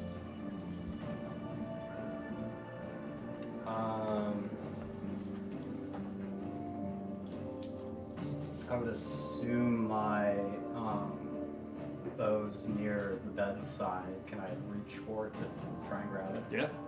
And it's like an extension of your arm, so instinctively you reach out, you know exactly where it is. Grab it. So I'm gonna do that and cast Otto's Irresistible Dance on the guy in my room. What's the save? Doesn't have a save. It just straight up happens. It ends on a Wisdom save, I guess. I Okay, think- yeah. So yeah, it's 17. 17. Wisdom? Yes. That's an 8. So as soon as you finish casting that, like really quickly apparently, you just see him stop. But it isn't a minute cast. It's a minute? Yeah. Or No, like- no, no, no. It's a minute Oh no, duration. that's a duration. Yeah. Shit. Sorry. Yeah, I was gonna say that doesn't make any sense. Yeah, I was like, Because that's 10 rounds of battle. There'd be never a point to use it.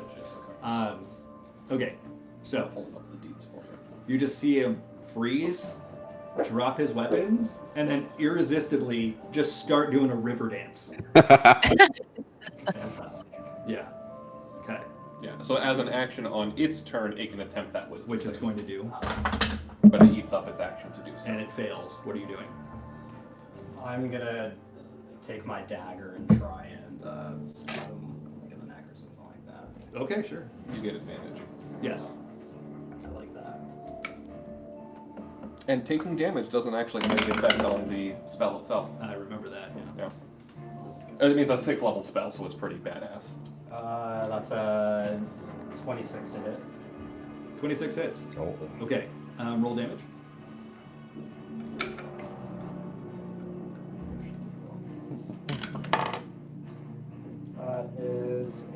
7. Or, no, 6. 6. 6. Okay. You're going for the neck. You end up stabbing him in the shoulder, and you just see a look of pure panic on his face, but he can't stop dancing. The show must go on. All right. Yes, I say the show must go on.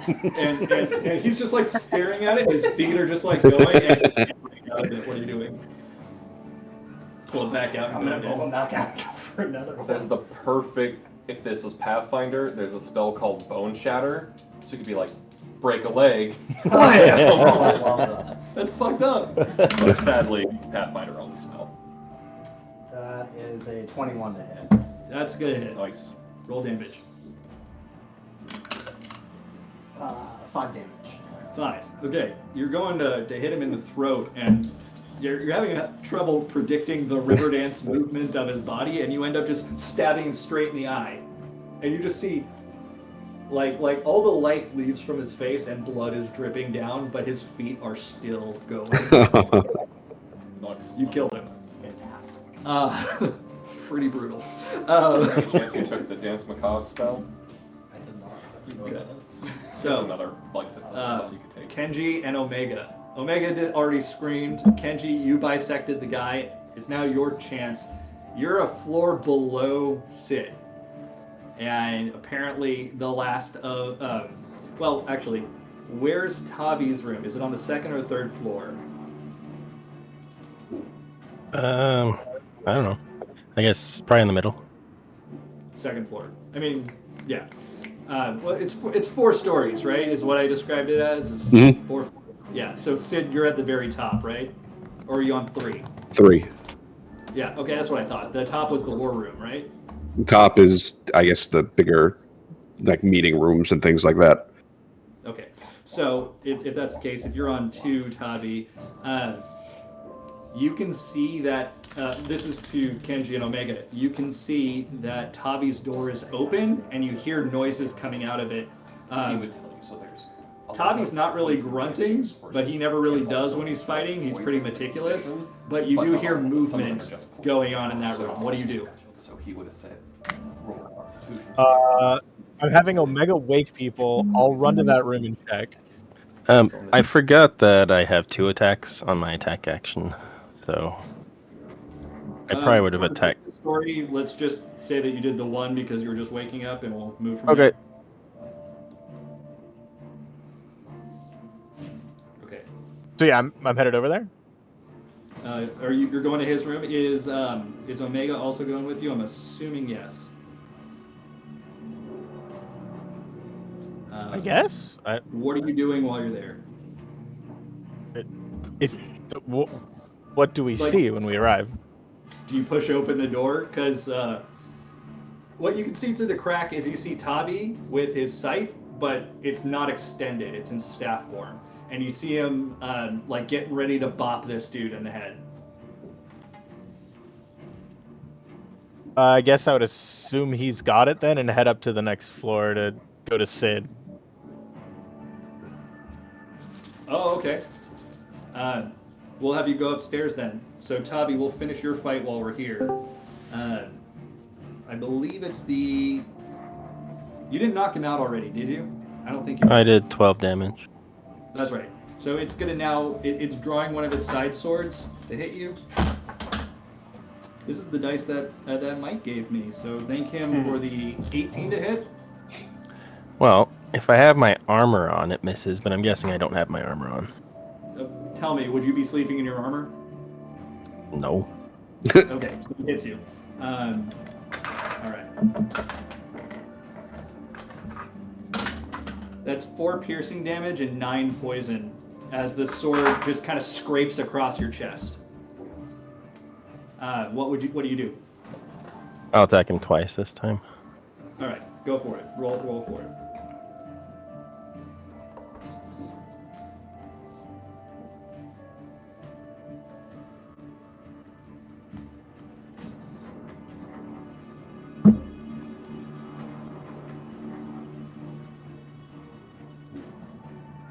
All right, 16 and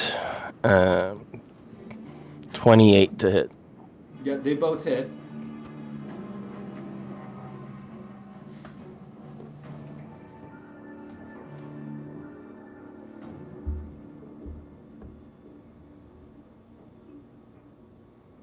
First one does 9 damage. That's all you needed. You knock him out, clean out. You hit him on the head, and he does that little Bugs Bunny thing where it's like he just kind of wobbles, and then he just falls back against the wall and slumps down to the floor.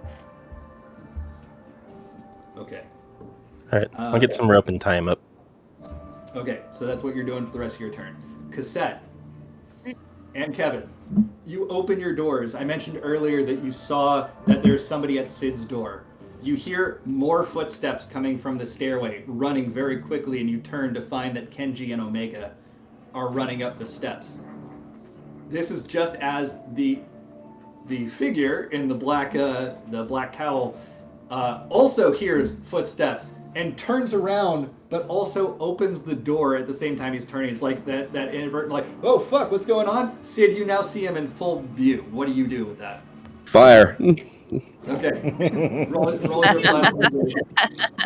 3 bolts. That's a 21. That's a 26 and a 19. They all hit. Roll damage. You have 3 beams at this level? Yep. Oh, that's Level 11. Fuck yeah. Oh yeah, my cantrips do level up.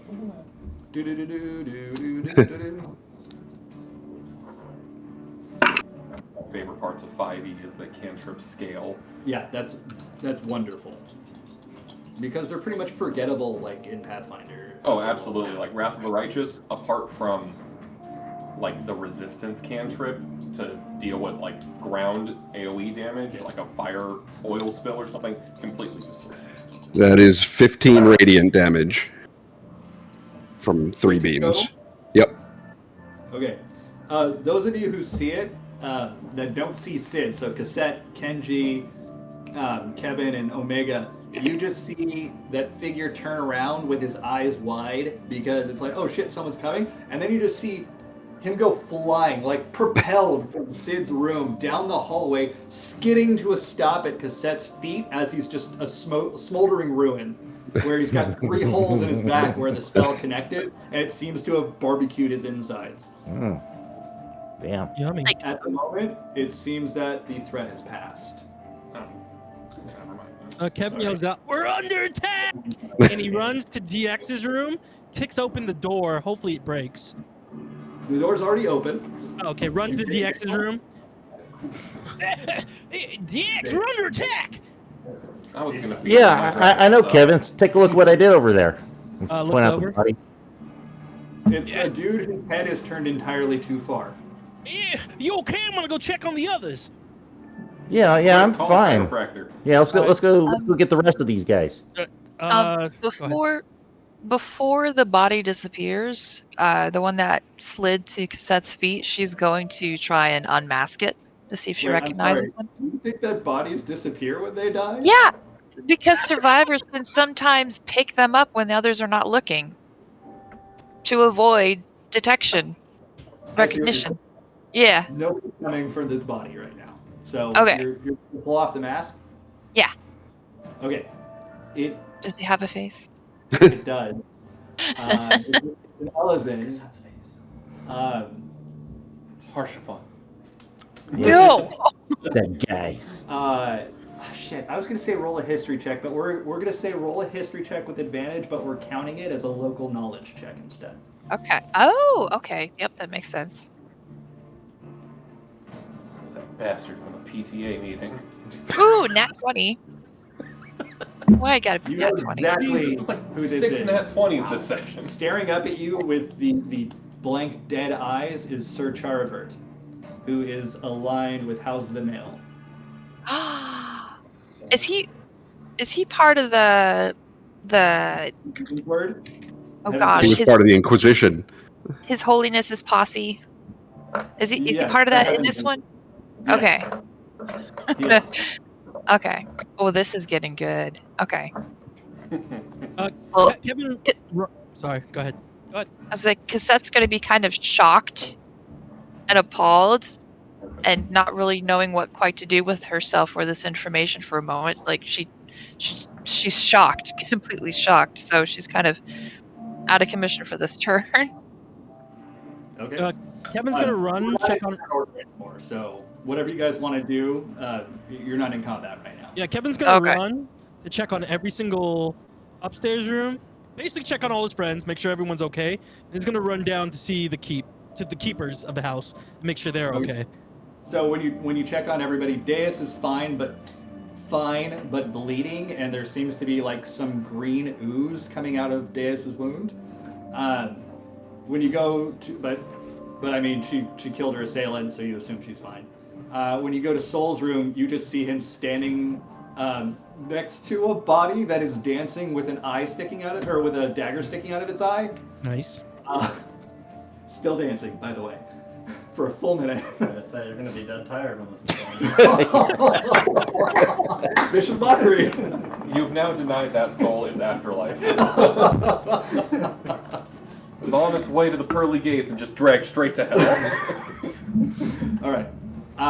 Everybody else seems some hurt, but fine. However, when you get downstairs, you find Beatrice on the floor with her neck slit, and several of the other staff, including like some of the chefs, have been killed by the Pat. I scream out, "Hey, Professor! Okay. B needs help! Do that thing you did before! Come on down quick!" I will run down. Okay. You do see the carnage on the floor and Beatrice lying in a puddle of her own blood, and then you see footprints out of that puddle matching Kevin's feet walking towards the kitchen. It's been too long for Revivify. It seems that the spell would have no effect at this point. Kevin runs to the front door, readies his sword, opens it up. It's already open. Oh, it's already open. He looks okay. So Kevin runs outside to the main courtyard, looks up to where we were supposed to be being protected, right? We had watchers. Yes. Do I see the watchers on the tower? Yeah, it looks see like no one. like they probably died. Oh, I don't You even see don't- bodies. You see no one there. That's all you see. You Now don't I'm see dead people. You see the absence of people. interesting. Okay, I'm going to. He has a gate, like a front gate, right? No, his door kind of has a protective gate over it, but that's been opened, and it just leads out into the street. All right, so I'm gonna come back to the front of the door. I'm gonna yell out, "Hey, lock the door! I'm gonna go check around the house." And I close the door and I do a circle around the mansion. Okay, roll an investigation check.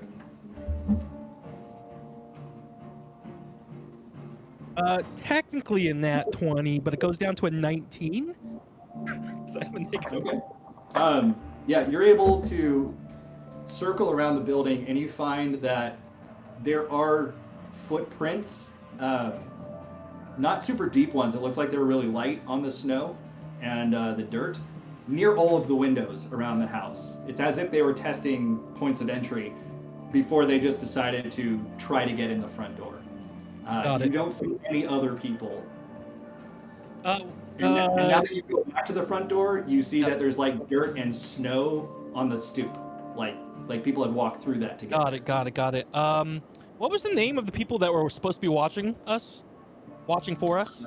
The Broom faction. Yeah. Hey, anyone from the broom out there? I scream out. There is no response. Okay. I knock on the door to get back in. Hey, let me in! Whomever wants to. Oh, okay. Well, I would have gone down too, so Okay. I'll open the door. Your side hurts a lot, and you feel your blood feels hot. It feels like there's something coursing through that should not be. Right, so I was waiting for a narrative moment to jump in, but AO sees that oozy grossness and rushes over to Deus. Oh, my poor little sapling, let me fix that. And casts Restoration to cure the poison. Okay. Oh. You don't feel the thick gunk running through your veins anymore. It feels like it's let up, and you don't feel like a burning sensation. Now you do feel cold, like you've lost a lot of blood. Oh. Well, thanks, EO. This is the second time I heard thick gunk going through my blood, so I appreciate it. Was anyone else stabbed or injured? Oh yeah, Beatrice is over there. and still has a pulse. Well, I didn't check her.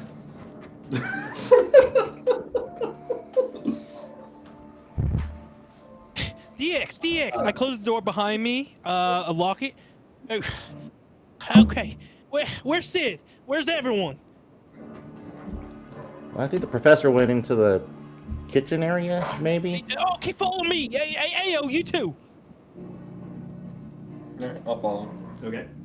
Can Cassette check the bedrooms just in case anything was left behind by any of the assassins? Just their bodies and what Okay. they're wearing. So they have Was there- swords. The swords are coated in poison. Okay. Pre-coated in poison, like in the scabbard. And they have a dagger. So it's a sword and a Okay. dagger on each of them. They're wearing a fully black outfit. They're wearing silencing shoes. By that I mean that it's basically normal shoes, but the soles are made out of a material that doesn't make noise, or Ooh. tries not Does to make she- noise. Limits it. Does she recognize any else or anyone else of the assassins when she takes off the mask, if they have any faces left? I mean, they all have faces. Just one of them's missing an eye. Okay. One of them is missing a head also, but the head's still there. Yeah, I'll just say give a collective history check with advantage. This will be your local knowledge. Okay.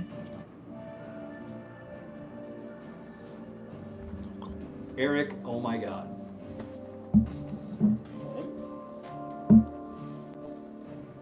$16. Okay, you recognize all of them. Sir Cheribert is the highest ranking among them. The other four are soldiers, not necessarily knights, but soldiers in the employ of Zamail. Who's the one that I knocked out?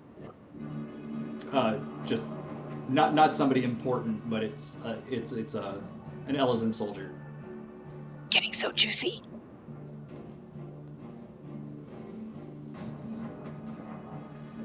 Okay. So after she discovers the identities, then she's gonna join everyone else down in the kitchen. All right. I'm, Here. I'm covering the fallen with tablecloths. Okay. Once you've finished counting, 10 of your staff have been killed. So I checked outside and no one was there. I just found footprints in the snow, like they were trying to get into the windows or something. But they figured they just maybe walked around to the front door because I saw like wet footprints and dirt there. So I don't know. And then I looked up. I called out for the broom. No one was there. I don't know if they're killed or betrayed. They betrayed us, but no one was keeping watch over the house at the time. It seems, or if they were, they're no longer with us.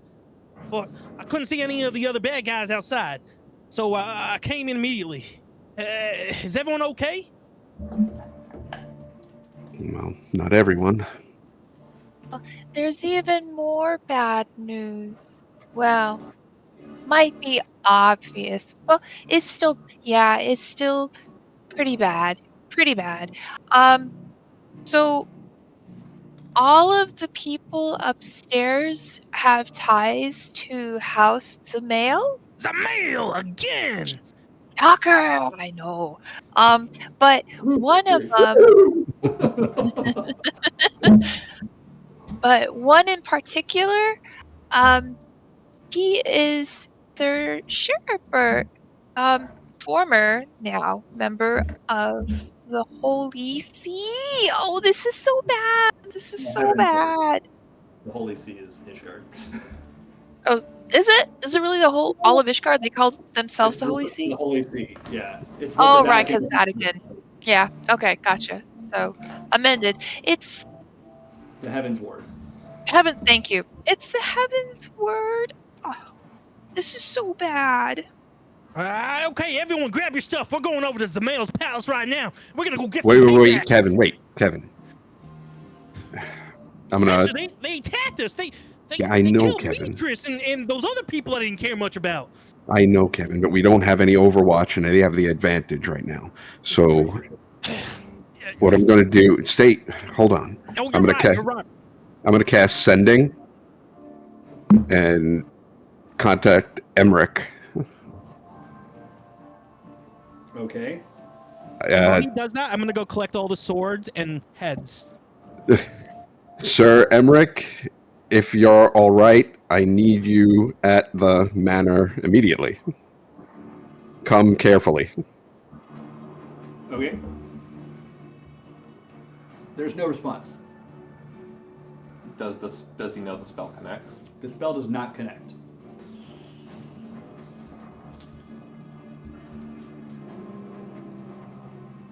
Something's wrong.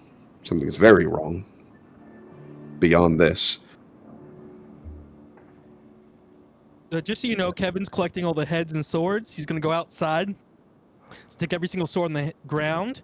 He's gonna behead every single one of the captors and stick the heads. Is on Kevin also the hilt. beheading the ones that are still alive? Okay, not the ones that are still alive. I mean, There's only only the one ones that person aren't alive. The ones that are alive, Still alive. I'm gonna tie up and bring down to the center. I'll do that first. The ones that are alive, I tie up. I bring them downstairs. Does he make sure that the heads are facing outward Outward. and I not want at the city- house? I Okay. want the city people to see the death, destruction. Very important. Wait, where are you putting this? He's basically mounting the heads on spikes in the front yard. Yeah, kind of Okay. like Vlad the Impaler. That idea. But I want everyone to see that when they mess with House Bertolane, they're gonna get heads on pikes, or in this case, swords, because I didn't have pikes, and you know. So you mounted them on their own swords. Yeah. Exactly. I like it. Well, wait. Does Sid have a spiked fence around the There's perimeter? no fence. Well, no wall, nothing. I mean, he's got like, there's kind of a fence between the backyard and the street, but that's it. It's not in front of the house. The house lets out onto the street. Ooh, sloppy. Okay. Okay. There's a courtyard. The No, statue. there's not. Oh, where's his Statue statue? is in front of the house on the street. Oh, got it. Okay. Anyway, you know what I'm doing. Think like New York apartments where it's like, here's the street, here is the front of the house. They're right there. Oh, yeah. Very European. How many staff are alive? There's still 15. You had 25 on roll, payroll.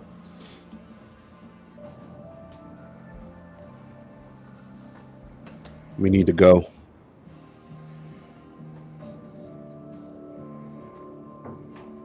If Emmerich, We can't just leave the staff here. To no, of course not. Oh, But we need to go. They can take the staff with us. Take him straight to the keep. Can we? Well, we can aetherite some of us that have already been to Ophiatoros, and then I can. It might take a moment, but I can attempt to. You either can wait until morning, and then I can, for sure, have everyone transport there via plants like we did to get here. But I'm a little drained from getting here in the first place. I haven't had a chance for a full night's rest. But I can still make an attempt. It just might be a bit more draining. But I can attempt to open up another tree to get us there. would you be able to take the staff as they are? Just the staff right now? Well, if they're quick about it, yes. Again, Okay. it might.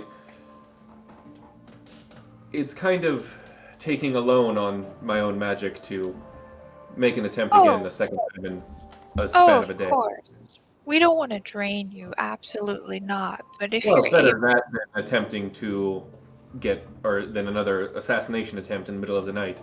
right? I'd rather So make if- the attempt and get the staff to safety first. You hear a Yeah. thump as you see Kevin dragging one of the unconscious bodies down the stairs. There's only one unconscious body. That's Okay, the as you one. see Kevin dragging the only unconscious body down the stairs. Okay. Hey, this We can one's bring still that breathing. And I We tie can him up. bring that wretch with us too. Just throw him through the tree. I tie him up. I mean, And, Kevin, that's why he's tied up. Oh, okay. Tied Yeah, up. okay, no worries. I'm gonna get the other heads. I'll be back. Now Kevin's gonna go collect the rest of the heads and the swords. Well, wait. If Tavi had you're already on- tied him up. if you're only able to safely transport the staff without straining yourself, then wouldn't it be better to do that and then the rest of No, us? sorry, you have it backwards. I can safely transport those of us that have already been to Ophiothoros without worry, just the same way that Sid and Sol can via the Aetherite. If I'm attempting to bring the staff there through the tree, which is, I doubt any of them have been to Ophiothoros, that's the only way to really do it is through the tree. So we either wait until morning, when I've had a chance to recuperate, or I attempt it now and it might be a bit of a drain. But I have confidence I could make it happen. And we can rest once we get over there. Precisely. I'll bring a sandwich. Hold on. And she goes into the kitchen. As you see Kevin kind of returning from his second trip outside, he goes, "Hey, Professor, have you called that? Have you talked to that girl from the broom yet? The one we were supposed to line up with?" And he heads back upstairs. No, Kevin, but I tried. All right, I go around and start waking up and getting staff moving. Okay. The staff are seeing the puddles of blood. You cleaned up the bodies as best you could and put them under tarps as best you could, blankets, etc. But the staff are kind of milling about, and one of them, Francesco, is fretting about his family, and he just keeps saying, I have to go find my family. My apologies, Master Verlaine, and he just runs out the door. As he runs past Kevin, "Hey, where are you going?" We should stop him. He just stops mid-sentence, and he just stops in the street and is looking up. I look up with him to see what he's looking at. You see in the last vigil, which is a part of the pillars that you're in of Ishgard, on one of the statues of the Heavens Ward, you see a person is hanging from it. I squint my eyes. Does it look like someone from the broom? It does not. In fact, it looks, without armor, it's Emmerich de Borel with his neck slit. Hey, slave, helper.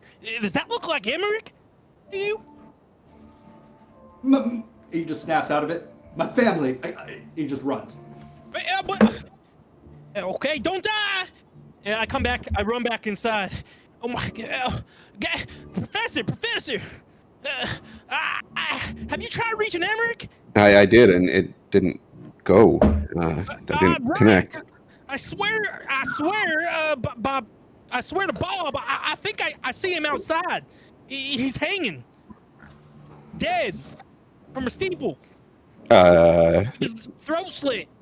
Can I see anything through a window? No, come with me. Come with me. I brush you outside and I point to what I'm showing.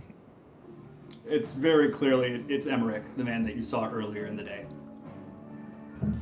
Okay, back in now. I still got 3 more heads to put up. Dad, leave them. No way, Professor. I ain't leaving them there. Kevin, get in the house. I go back in the house and collect the heads.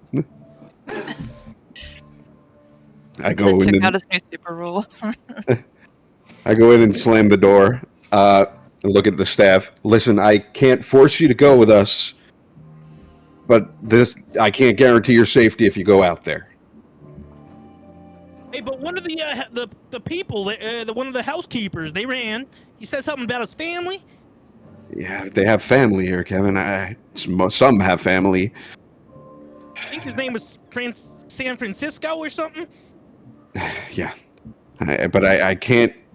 I'm not going to keep them from their family, but I can't guarantee your safety if you leave this house. Wait, what are you planning, Professor? We can bring them to the keep if Ao can bring them through a tree. Wait, we're bringing them to the keep? Why? We're not leaving your house. We're leaving, Kevin. No, we're gonna fight. We're not fighting, Kevin. And we're gonna go get revenge. They killed B. Kevin, they killed Emmerich. He's the Lord Commander of the Knights. Right, which means there's going to be disorder. If we leave now, it's just going to go into chaos and more people are going to be injured. Look, Professor. I don't care much about these people in the city. I just want to get back home and get to my family. But you're really just going to abandon all the innocent people in the city? I mean, Bob says we should be protecting the innocent, not letting Kevin, them they're die. here because of something I said. If I'm gone, they could figure something out. What did you say, Professor? Nothing you could have said could have done all this. Kevin, it was what I said at the ball, at that gala. Said something that, you mean when we invited all the poors out? It was a whole thing. But yeah, that's essentially it was then. And this has all been because of what I said. And if I'm not here, they got a chance. Professor, I say things all the time, all right? And I think words do have meaning. It's less about words, it's more about actions. Bob always says it's about what you do, which is important, not what you say. And right now, yeah, I mean, let's get, your people safe, but we can't just abandon the town. You're really gonna let the other side take over? We don't know what side is what, Kevin. Well, I know there's one side that killed a bunch of people. There's one side that tried to kill our people. And I know if I turn my tail and run right now, more people are going to die who are innocent and don't deserve to die. So right now, you need to be a professor. You need to think what you would do for your loved ones. And you can't just run. I am thinking what I'm doing for my loved ones, Kevin. Are you? I am. Really? I'm trying to keep you all safe. Regrouping. So while all this discussion is happening, really good discussion, Cassette has come back with a sandwich for AOO. And she's gone back upstairs and changed into her gear because she was still in her PJs and stuff and had her hair in braids. So she's all geared up now, lance in hand. She comes back down and she's not going to interrupt them, but once they're finished talking, she's going to pipe up and say, for once, I do agree with Kevin that we cannot leave Sir Emmerich like this. We need to retrieve his lordship's body. For all we know, and the timing is rather peculiar, he could have been placed there as bait to promote an all-out civil war because we had some male people in our house, and it just so happens that Emmerich is now... Oh, the fury, poor Emmerich. Well, you know what I'm trying to say, but Kevin, if you're still willing, I will go out with you and retrieve his lordship's body. Yeah, I'm willing, and thanks, C-Cubed, for sticking up for the right thing. Professor, when Sherwin's people needed help, we didn't turn tail and run. Kevin, these aren't my people. You are my people. Right, you're all my people, and I don't want you all to get hurt. But right now, all I see is a Z-Mail team that tried to hurt our people and is trying to take over the city and besmirch your good name. I don't care about anything that's going on here, Kevin. I would blow this house up in a second if it were up to me. I don't care about the house, but all I'm saying is this town needs someone to lead them. This town needs This town needs to be wiped off the map. You know what? I'm surprised at you, Professor. You know what? You go. If you want to go, you go. I don't care. Maybe that's the best place where you'll be safe. And I promise an oath I'd protect you. But I'm going to stay. And I'm going to go find that girl from the broom. And I'm going to rally the troops. Come on, C-Cubed. It looks like Kevin. lost Anastasia. Kevin. Cassette's kind of looking up at Sid like he just broke her heart. He Is grabs what he said. C-Cubed by the hand and drags him with him as we go to try to recover the body. Professor, I know you don't care for the city, but I know you care for the people. And when it gets to the point like this, you don't wipe the city out. You wipe you get rid of the trash. So, kind of like Cassette, I don't know about agreeing with Kevin, but I think we might want to go take out this trash. Well, you're all thinking of acting very rashly. There's no reason to go tromping over to Zamel's estate in the middle of the night when you've all suffered an attack. Some of you are wounded. You've got poor Emmerich out there hanging for dead, which is a very obvious trap that you saplings would be foolish to go and attempt to bring his corpse back from. We go to the keep, we recuperate, and then we can come back. If you really want, I can go spy a tree near Zamel's estate. We go back to our keep, and then at the time of our picking, I can drop you right in his front yard. There's no reason to go off in the middle of the night all half-cocked and foolhardy. I actually think that the middle of the night might actually be advantageous. They think they sent their assassins and they expect us to be wiped out. If we go to the keep and recuperate, then they will have time to gather more men and attack again. If we go now, they won't expect it, and we can wipe them out. Do you really think that they fully believe that 5 assassins would be enough to take out people that slayed a mighty Kaiser behemoth and more? They clearly shouldn't, but that's what they sent. So why would they send that? Why would they send that expecting... To weaken you and to goad you into attacking in the middle of the night when you're half-cocked and half-ready. Exactly like you're outlining to do. Cassette's not all for attacking. She just wants to get the body. Yeah, That's see, all she Cube's wants. not even there. She's walking down the street with Kevin, and once we get kind of halfway, let me know. I think about that conversation has passed, so we'd be slightly there. Well, it's not too far from the manor. Also, I would not have let them leave the house. What would you have done? I would have summoned my dragon in the doorway to stop them from leaving, because it's physically massive enough to stop them from leaving. Dragon versus dragoon. Come on. I didn't say verse. I said literally blocking the doorway. Her familiar dragon in the doorway. Would Kevin know that's your dragon? You've seen it before. We fought the Titan with it. Okay, so we'll slightly retcon that. Hey, move your dragon, Agul. I'll not move the dragon until I have your word that you're not going to go do something so stupid as to go rocking into a trap. I'll have Kyre go get the body for you and bring it back, and then if it's an ambush or a trap, the immortal spirit dragon gets the attack, and not you tiny-lived saplings. I don't know what that means by tiny-lived saplings. Is that comp? Anyway, yeah, as long as it goes now, that's fine. And then I assume we stayed for that conversation. That's fine.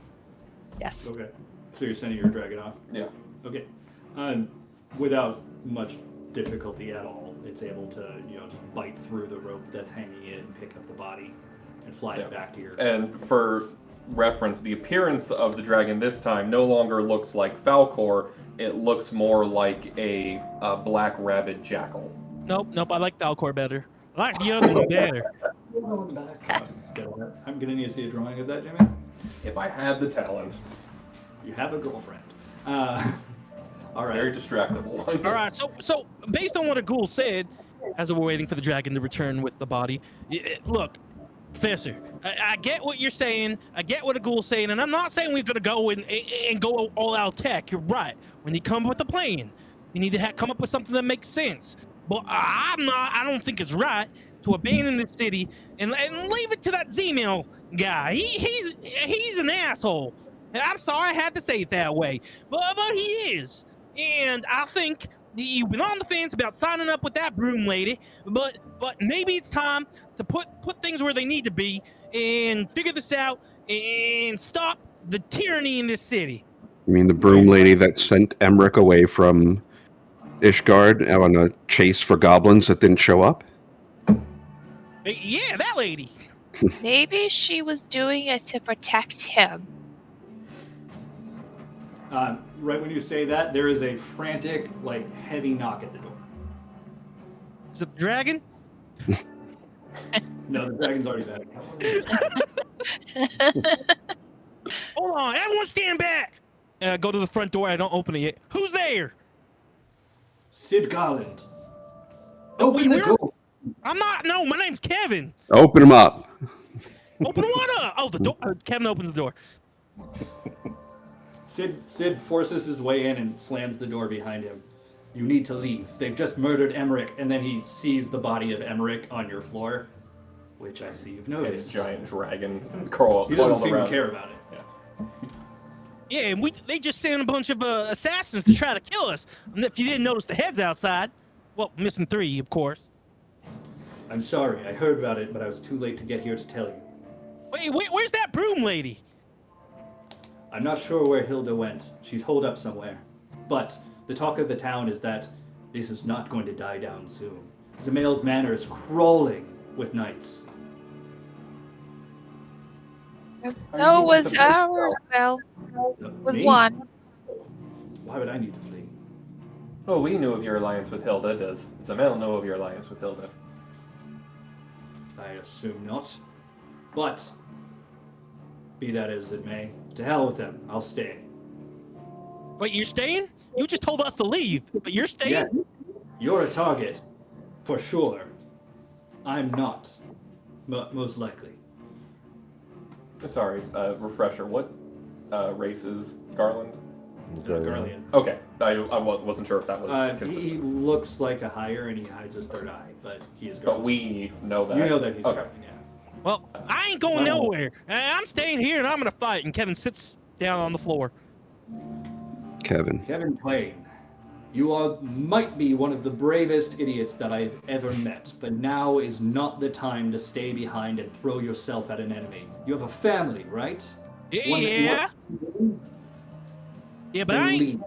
I'm not You coming can back always to my come back. family as someone that stopped when they could have saved an entire town. Just like I wasn't going to go back to my family when an entire village needs saving. And just like I wasn't going to go back to my family when my friends need saving. And Kevin, I'm here. Kevin, we can't stand up against this right now. Can't hear you, Professor. The sound of your betrayal is a little bit too loud. Kevin, can I ask you a question? Hey, yeah? Were you ever told fairy tales as a child? Yeah. Well, I don't think they're fairy tales anymore. They said fairies didn't exist, and you're standing right there. Or floating. Well, still. Float. Were you ever told any tales of the strength of a Fae's promise? The strength of what now? A Fae's promise. Nope. Don't know if I heard that story. Well, it's something of a legend that when a Fae gives a promise to a mortal, their word is binding beyond compulsion of any magic or any strength of man. And I promise you this, if you go with us to Ophiatoros, I will personally see that Zamail gets his due, and if there's a chance for you to help in achieving that, I'll make sure you're front and center. And what happens if a Fae breaks their promise? They die. Ow. That's a crazy promise. I kind of look around, see that like people are kind of injured. Cassette's looking at Kevin and just like, Here's the deal. We go back to the estate. We come up with a plan. We try to get in touch with the broom lady. What'd you say? Hilga. And I know that's not her name. And then we get our force together and we come back and we save the city. Agreed? Precisely. And Sid has the magical means to get in contact with Hilda, or find out she's no longer with us. And I'm sure that our good friend Garland over here can relay a message to Hilda as well. I can tell that girl is strong. Nothing like what happened tonight would have taken her out. Yeah, you get that message to her. You got that, other Sid? Yes. Sid reaches into a belt pouch, and he pulls out a small cylindrical device and throws it to Deus. Use that to reach. Pipe It's bomb. Link Pearl. Oh, Link Probe. Okay. Well, that reminds me. What's up with Deus's toy that she left at your care? I'll keep it safe. All right, See, that pains you. all right, other Sid, you better get out of here. I'm gonna start fortifying the house while we work on a plan to get back to our keep. Well, I can get us back to the keep in moments.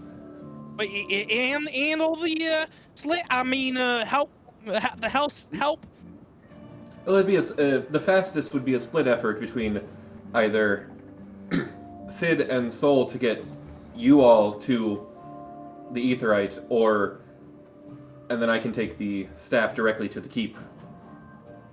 All right, well, let's get going.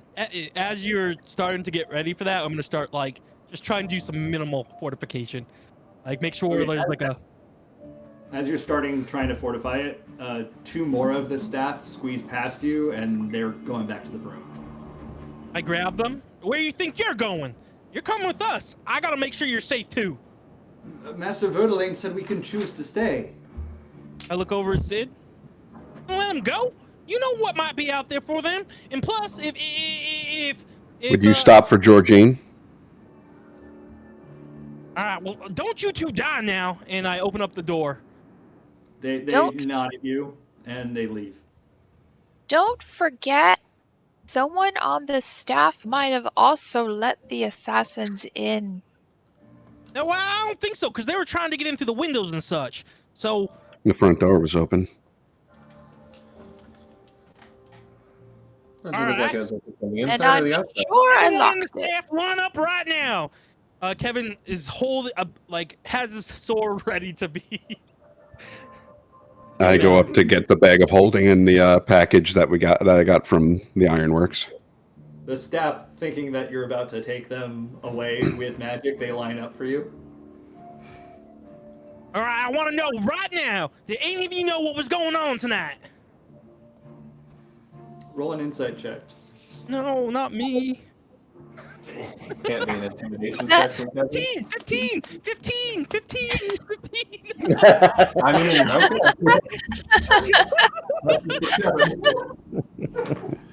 None of the staff seem to give you the impression that they were in on it. And Cassette also have a close look at how the staff behaves as they're being somewhat interrogated. Sure, just roll an insight check.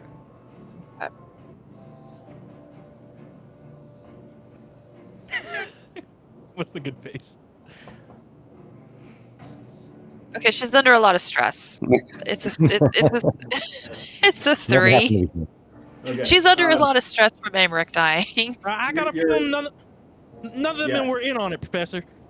Yeah, your thoughts keep drifting off to the body of Emmerich in the corner, and you don't really pick up that any of them were in on it.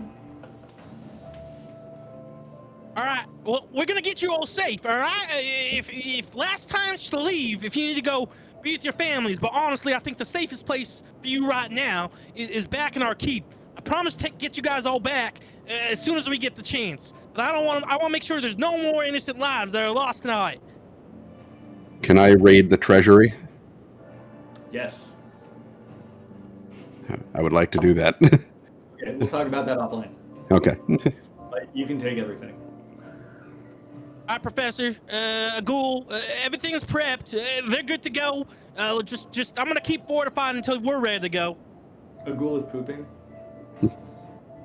Oh, I was reading a lot about that too. It's supposed to make your constitution go up. Kevin's got the staff ready to go. Alright, well, we can try to get everyone through if we make it quick, but I'd recommend that Sid or Soul hang towards the back in case somebody doesn't make it through, so that we can Aetheryte and you can meet us in the village near the keep. I'll do it. Are you sure? Nope. Maybe to get you out of the city, Professor, and I can hang back and just make sure that you get out right away. Half of them died because of me. It's the least I can do. It's okay. I'm gonna go in with Sid. I'll make sure he stays safe. Well, okay, let me refresh. We should have the staff at the front, right outside the tree. Then everyone else lines up after that, so that way the staff get through. We have a 6-second window, but if everybody's running full force, they should be able to get through plenty fine as long as everybody sprints towards the tree when the opening appears. Then if anyone doesn't make it, if we have our group go last, then they can just follow up with an Aetheryte teleport 6 seconds thereafter. Sounds good to me. You got that, staff? When that thing opens up and you see a portal, we're all gonna run through as fast as we can. Does anyone need me to carry you? Because I don't want anyone tripping and falling and stopping this process. It's a matter of life and death. Yes, we can run. All right, to the backyard, to the largest tree. As soon as you get outside, arrows right now. I'm just kidding. It's like 6 delayed blast fireballs. That's what they were doing outside.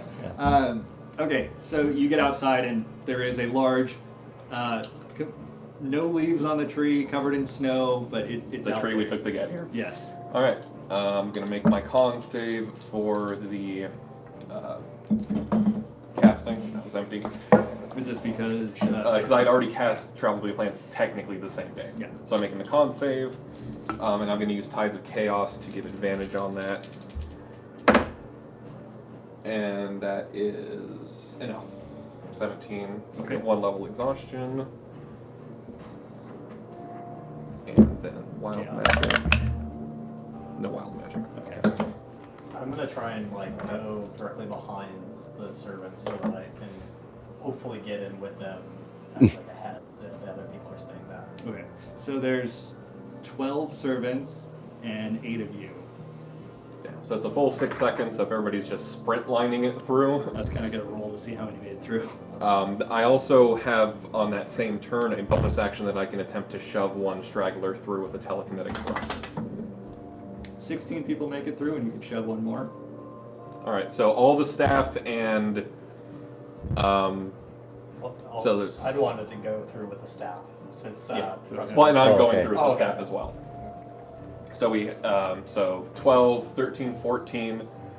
How are We'll you shoving them if you're going through also? Anyway. doesn't shoving matter. them right as I'm going through. Okay. So 14, and then we can say 15 Omega, 16 Kenji, and 17 Tabi. Oh. Alright. Sure.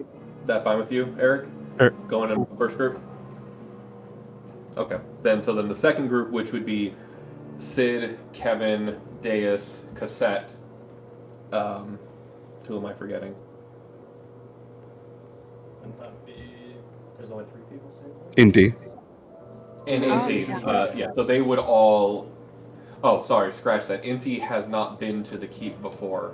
You would have So gone through through the tree then. yeah, so we'll say that Tavi then you stay behind to Aetherite teleport, so Inti can go through the tree because he hasn't been there yet. So then the people who that first group goes directly to the keep because they go through one of my treants, and then the rest would be having to Aetherite teleport to the village a mile So away. there's 4 people left then? 3. Sid, Cassette, Deus, Tavi, Kevin. 5. Fine. So And Indy. Oh no, Indy went. Gil 5. per person that's teleporting. What is it? 250 golden gil. Okay. Alright, I'm subtracting that. Okay. Mike. So for you- leaving, I'm going to go up, get dressed, and get my stuff together. Okay, and then you teleport with them. Yeah. Okay, so we'll say that happens. You end up at the Aetherite, which is some ways from the castle. It's a couple miles, right? Was it that far? Because we put it in No. the village. It was at It the wasn't- docks. It was at the docks. So it's like maybe a mall. Yeah. Sorry. Okay. So, oops. With that, the tense chill of Ishgard gives way to a much less intense chill. It's late night, early morning, with some fog over the sea. You are now back in Hingashi, next to your keep.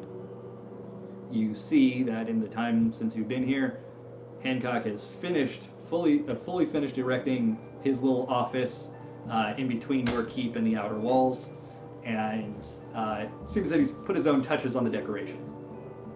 And it's same time zone, right? The entire world just follows the same time, just because physics sucks. Okay. Yeah, no, it's not Outer Wilds. This is actually from Final Fantasy, the music that's playing. Somebody asked. So, it's about 1 a.m. at this point. But as far as you can tell, there's no immediate danger here. Did you take Emmerich's body with you, or did you leave that? I would have taken it with me. So then Kevin would be holding it when they ate the right teleport. Okay. And did you catch that, Mike, that I got the money marked out already for that? Mhm. Okay. Ayo's taking over for group funds while Mike's schedule is up in the air. Sure. Were you paying for all of us, or? Yeah, I subtracted from the Yeah. group funds for the teleport. Okay. Oh, oops.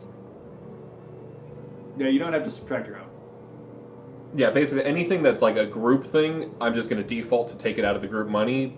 I'll let you know if it's something that we can't cover or if it's an individual case or something. So like teleport, lodging, all of that, I'll just deduct it from the group funds.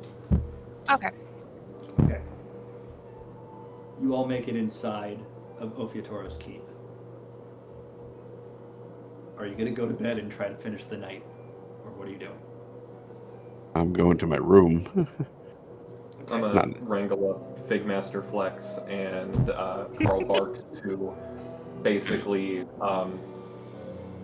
go guard near the Aetheryte in the off chance that someone from Ishgard happens to be attuned to this Aetheryte and wants to pop through. And basically say to them to restrain any Elizan that pop through. Okay. In the middle of the night. You do know, well, I just want to point out, you had this Aetheryte commissioned. It's a brand new Aetheryte. Yeah, well, that's why in the off chance that somebody had been here and been from Ishgard also. It's just a saying, gauge of how thorough I'm not saying it's is impossible. or isn't. I'm just saying. Yeah. But I figure, and plus they can keep an eye on the villagers in case something happens to them, whilst we can maintain the keep ourselves since we're here. Okay. And Kevin wants to go have a one-on-one talk with Sid. Go for it. He knocks on Sid's door. Yeah. Like, yeah, it's me, Professor. Can I come in? Yep. Comes in. What's going on, Professor? We need to talk. Okay, Kevin. Okay, Professor. What's going on with you? Did something change in the last couple weeks? I mean... Yeah, Kevin. Somebody tried to kill me. Yeah. We've all almost died a lot of times. Did somebody expressly come and kill you for something that you said? No. For doing the right thing? Did somebody jump you and try to stab you out of bushes? No, but I did get hit in the face, punched in the face by what's her name, and regardless, just because someone tried to kill me or someone tried to hurt me doesn't mean that I'm never gonna stop trying to do the right thing. But you are. No, I'm Kevin. asking you, what's Kevin, going on? the right thing to me is taking care of you all. That's all I've done my entire life. That's the best thing that I've done my entire life. So I'm going to keep trying to do that. No, Professor. That's wrong. I mean, maybe you've been trying to take care of us, and I do see that, but we're also trying to take care of you.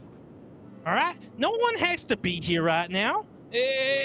We can all go along our separate ways, but one of the reasons I've always followed you, and one of the things that has inspired me to live the life I live, it's not just because of the Book of Bob, it's because of you, Professor. You've always been like my dad once he passed away. You always told me to do the right thing. If there were bullies on the playground that were messing with the X, I stood up to them. And you were okay with that. You said that was the right thing to do. Maybe the way I handled it wasn't the greatest thing, but it was still the right thing to do. And ever since we left our town, we've always done the right thing. And now, just because there's someone attacked us in the middle of the night, now you're just going to turn tail and run? That's not you, Professor. That's not you at all. What would Sherwin say? Oh, I used the right name. Oh, no, I didn't. Almost. Kevin, my entire life, I've been trying to do the right thing, and look where it's gotten me. I mean, I've spent most of my life thinking that I wasn't going to keep my life and ready for that, and I spent a good majority of my life ready to give it up. I had to teach all of you guys when I was barely older than you myself. For once in my life, I've finally decided that I want to stick around. I hear you, Professor. I hear you. And I want you to stick around. I swore a blood oath to you. It's like what a ghoul just did for me to get me back there.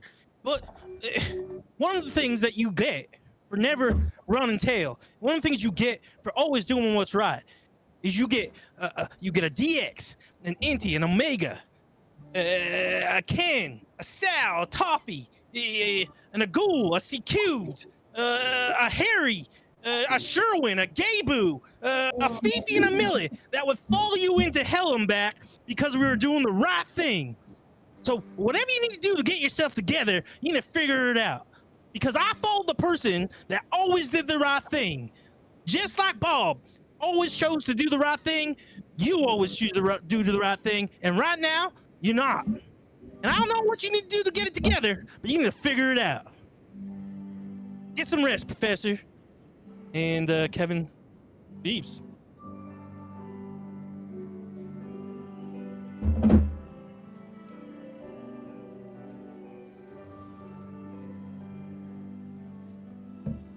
Kevin goes to his room and is gonna keep reading. Distraction from everything that's going on. Okay. Are the rest of you trying to go to sleep and rest up in the morning? Still is because he's still injured, and you would know that you're sending like trees out to like wash and stuff, right? Oh yeah, I mean, very obvious that the trees would be seen going off to the village. So yeah, he'd They're feel big. comfortable trying to sleep at night. I've still got a 3 a.m. activity. Yeah. What you doing at 3 a.m.? We'll say that everybody else, since they didn't speak up, they're going to bed. What are you doing? All right. So Ao goes out to the courtyard, or sorry, actually Ao goes over to wherever Kevin's sleeping and wakes him up. Yeah, Kevin actually passed out. He's actually not in his bed. You see him, right, sorry. Yeah, you see him sitting like passed out in front of his book. What? Are they attacking us again? Oh, a ghoul. Sorry, I must have passed out. I thought I was, reading. What's wrong? Oh well, nothing's wrong for us, but I figured that you might want to be present to see me make good on my word. So if you want to accompany me out to the courtyard. Okay, yeah. But wait, you're not gonna kill yourself, are you? Ideally not, no. Okay, good. Okay, let's go. And you can get back to your reading when we're done. So when they get to the courtyard, Ao casts non-detection on the area that they're in, making it immune to all forms of divination magic.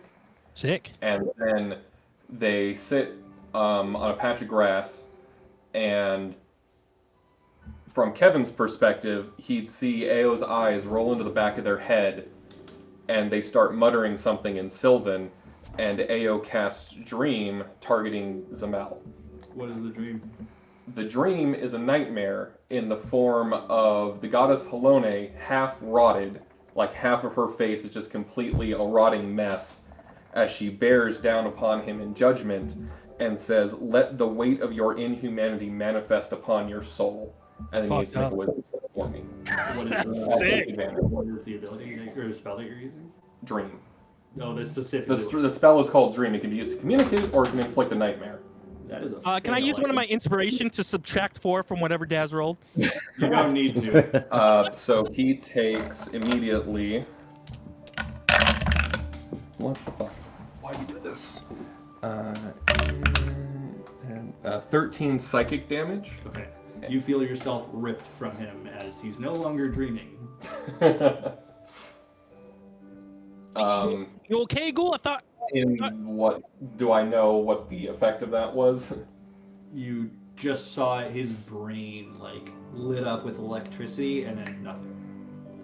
I'll attempt to cast the spell again to see it lets me know if he is asleep or if he's awakened. He's awake. Okay. Then if he tries to go to sleep again in the next 8 hours, same thing happens. Oh, really? Mm-hmm. Yeah, it's You're not basically gonna let him last sleep? hours. Huh? You're not gonna let him sleep? No, basically for the next 6 days, I will not let Zamel sleep until he dies from exhaustion. That's incredible. You'll have to know that, or you're just going to spend all of your time casting Dream. I can test it once every 8 hours because the spell lasts 8 hours. So it says that if he's awake when I cast it, I have an 8-hour window, and I will be automatically notified when he falls asleep again. So for the next Yeah, next 5 days, no sleep for that fucker, and I can impose disadvantage on every single check he makes. Oh Because my I have God. That's okay. Don't ever piss a ghoul off. That's what I learned. So depending on Is what we it- do over the next 6 days, I'm casting non-detection every time I do it, so that way he can't have his diviners figure out where it's coming from. I'm pretty sure this is a war crime, but I'm here for it. Yeah, me too. Oh, yeah. Definitely a war crime. That was what I was planning to do before this shit happened. Really? I was planning like, oh, we're also going to go to the keep. Ao's going to sneak out to the courtyard all of their own, and then just inflict aneurysm at range. Jesus, that's so funny. Because that guy fucked with his saplings or their saplings. I like it. Okay, So so that happens. Kevin sees it. Kevin goes back to reading. So what you're saying, a ghoul, is he's not going to sleep for the next 6 days. by the time I'm done with him, his brain will be melting out of his ears, and he'll be thankful for the chance to feel it drip upon his shoulders. Jesus You Christ! see Kevin's eyes kind of like Instantly. Kevin's eyes kind of go like super wide. Man, yeah, I thought you Fae were super nice and fairies are always super sweet. That's sadistic. I like you, the ghoul. You keep that up, all right? Good job, but A lot yeah. of fairies are known to be a little bit on the spontaneous side, but Zamel made a grave error in messing with my precious saplings, and he won't live long enough to regret it. Well, anything you need for me to help, you let me know, okay? Thanks, ghoul. I'll let you know when he sleeps his last. Jesus. I'll send him to his forever sleep. With that said, those of you who can fall asleep and go ahead. What's up? Cassette's not actually asleep yet. She is doing something. They're at the village a mile away from the keep, right? No, you're at the keep. We're at the keep now. You're at the keep? Okay. Okay, so is there anyone at the keep on staff that is able to prep Amaric's body for burial? You have 2 chirurgeons on staff, so yes. Okay.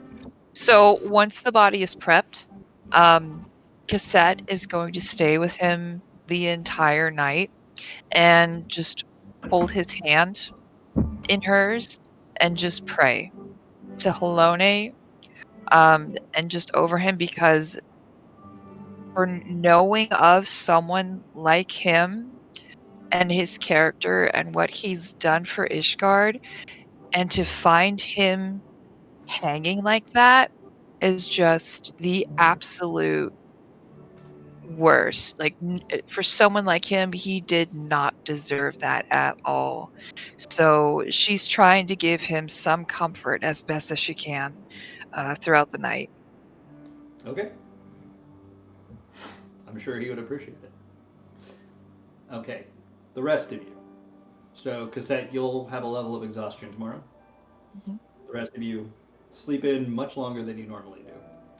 Just from the events of the night and being hyper tired. But as the next day comes up, it's probably around noon by the time most of you are stirring. What are you doing around here, around town? I've been up the whole time also, so I'll take a stack of exhaustion. Yeah, you'll also have exhaustion. But I've been sitting in the meeting room with the package in front of me, just kind of sitting. Okay. Kenji, I haven't heard from you in a while. What are you doing now that you're back in Gashi? I'm probably just examining the town, seeing how everyone's doing, seeing what can be improved upon still. Okay. Roll an insight check. Okay. That is a 15. Okay. Your initial insight, and you're pretty good at just kind of reading a room, or in this case, reading a city. It looks like people are avoiding making eye contact with you. Their movements are stiff and quick. They're keeping their heads down. It's almost like they're afraid of something.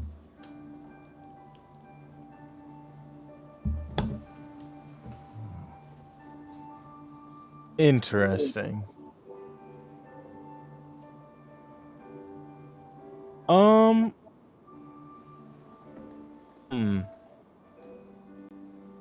I think I'll just ask someone nearby. I'll be like, "Hey, is there a reason y'all seem to be avoiding me?" They don't make eye contact. They go, no, sir. No, we just keep it to ourselves. Can I roll an insight on that person? Yes. Mentiras. 16. Nat 1. They're not at all good at hiding the fact that something's definitely wrong, but they don't seem like they want to say what it is.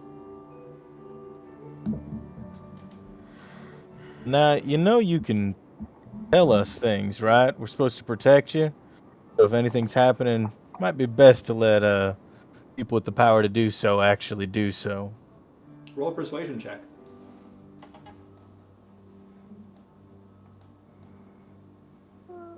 A 4? Wait, what? A 4? A 4. Did you say perception? No, persuasion. Persuasion. Okay, I was like, Yeah. it's impossible for Kenji to roll a 4 on perception. It is very impossible for Kenji to roll that. We're fine, thank you. And they walk into their home. I guess I'll head to the local bar, because if something's going on, that tends to be a place people would be talking without maybe looking who's around. Okay, the bar is probably the largest establishment near the outskirts of the city. It's basically set right on the main road where people would be coming into the town. By the time that you get to the bar, it's like noon and like 1, somewhere around that time. But you wouldn't expect the bar to be super busy, but this is empty. Like, there's no one there. Except for the bartender. Slow day? Slow week. Any particular reason?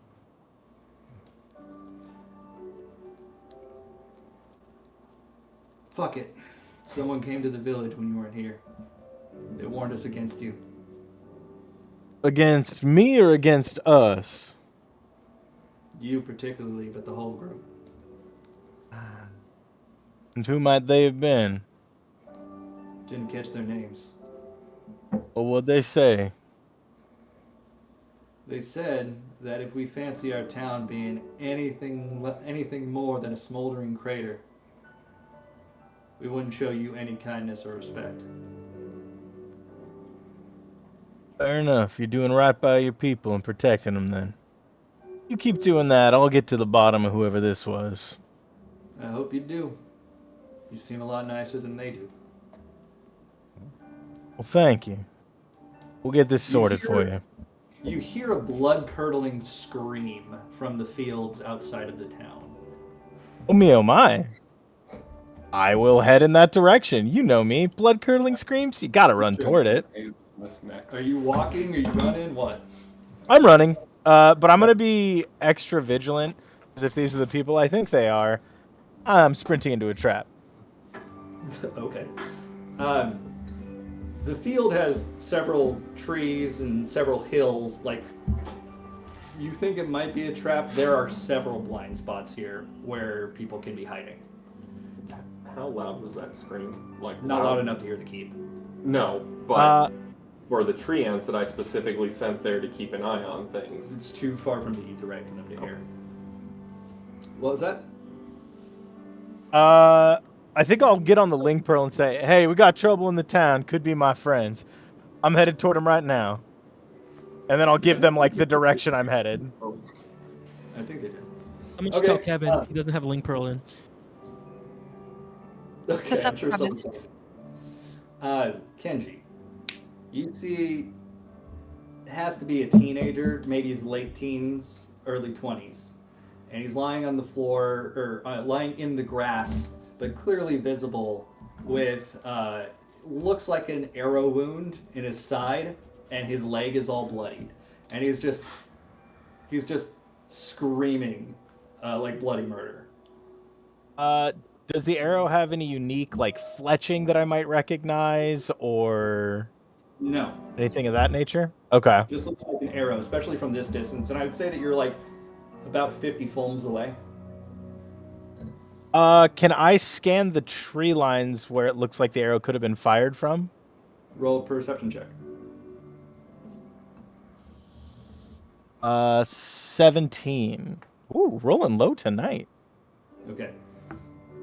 You don't see anything definitive, but you do see someone standing out, walking out from behind a tree and firing an arrow directly into the head of the person that was on the ground.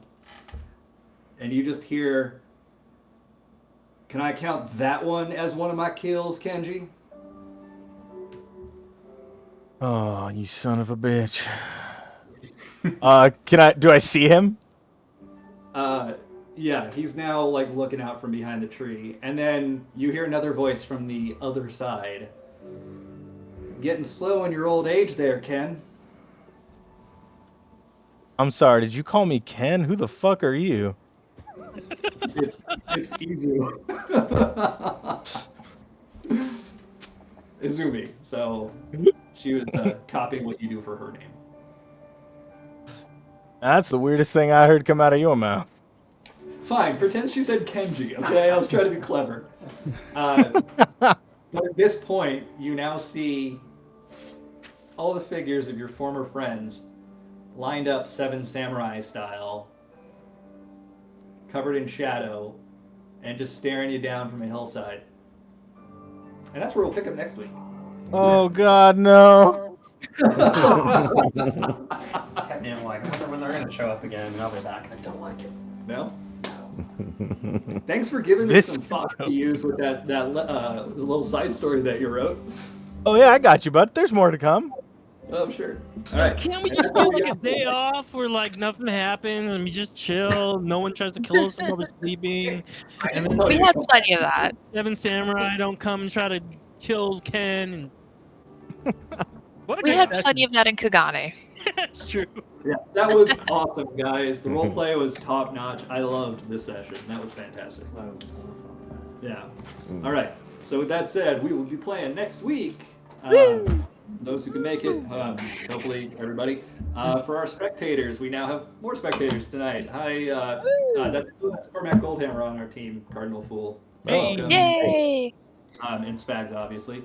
You guys are welcome to listen in anytime you want. Hope you enjoyed yourselves, and good night. Good night. Bye. Hey, everybody. Bye, everybody. All right. I'm going to go hit the off button. That was great. Yeah, that was a lot. Man. Was it tense? Yeah. That was crazy. I was It's going like to have a- my dragon start eating people if I had woken up earlier.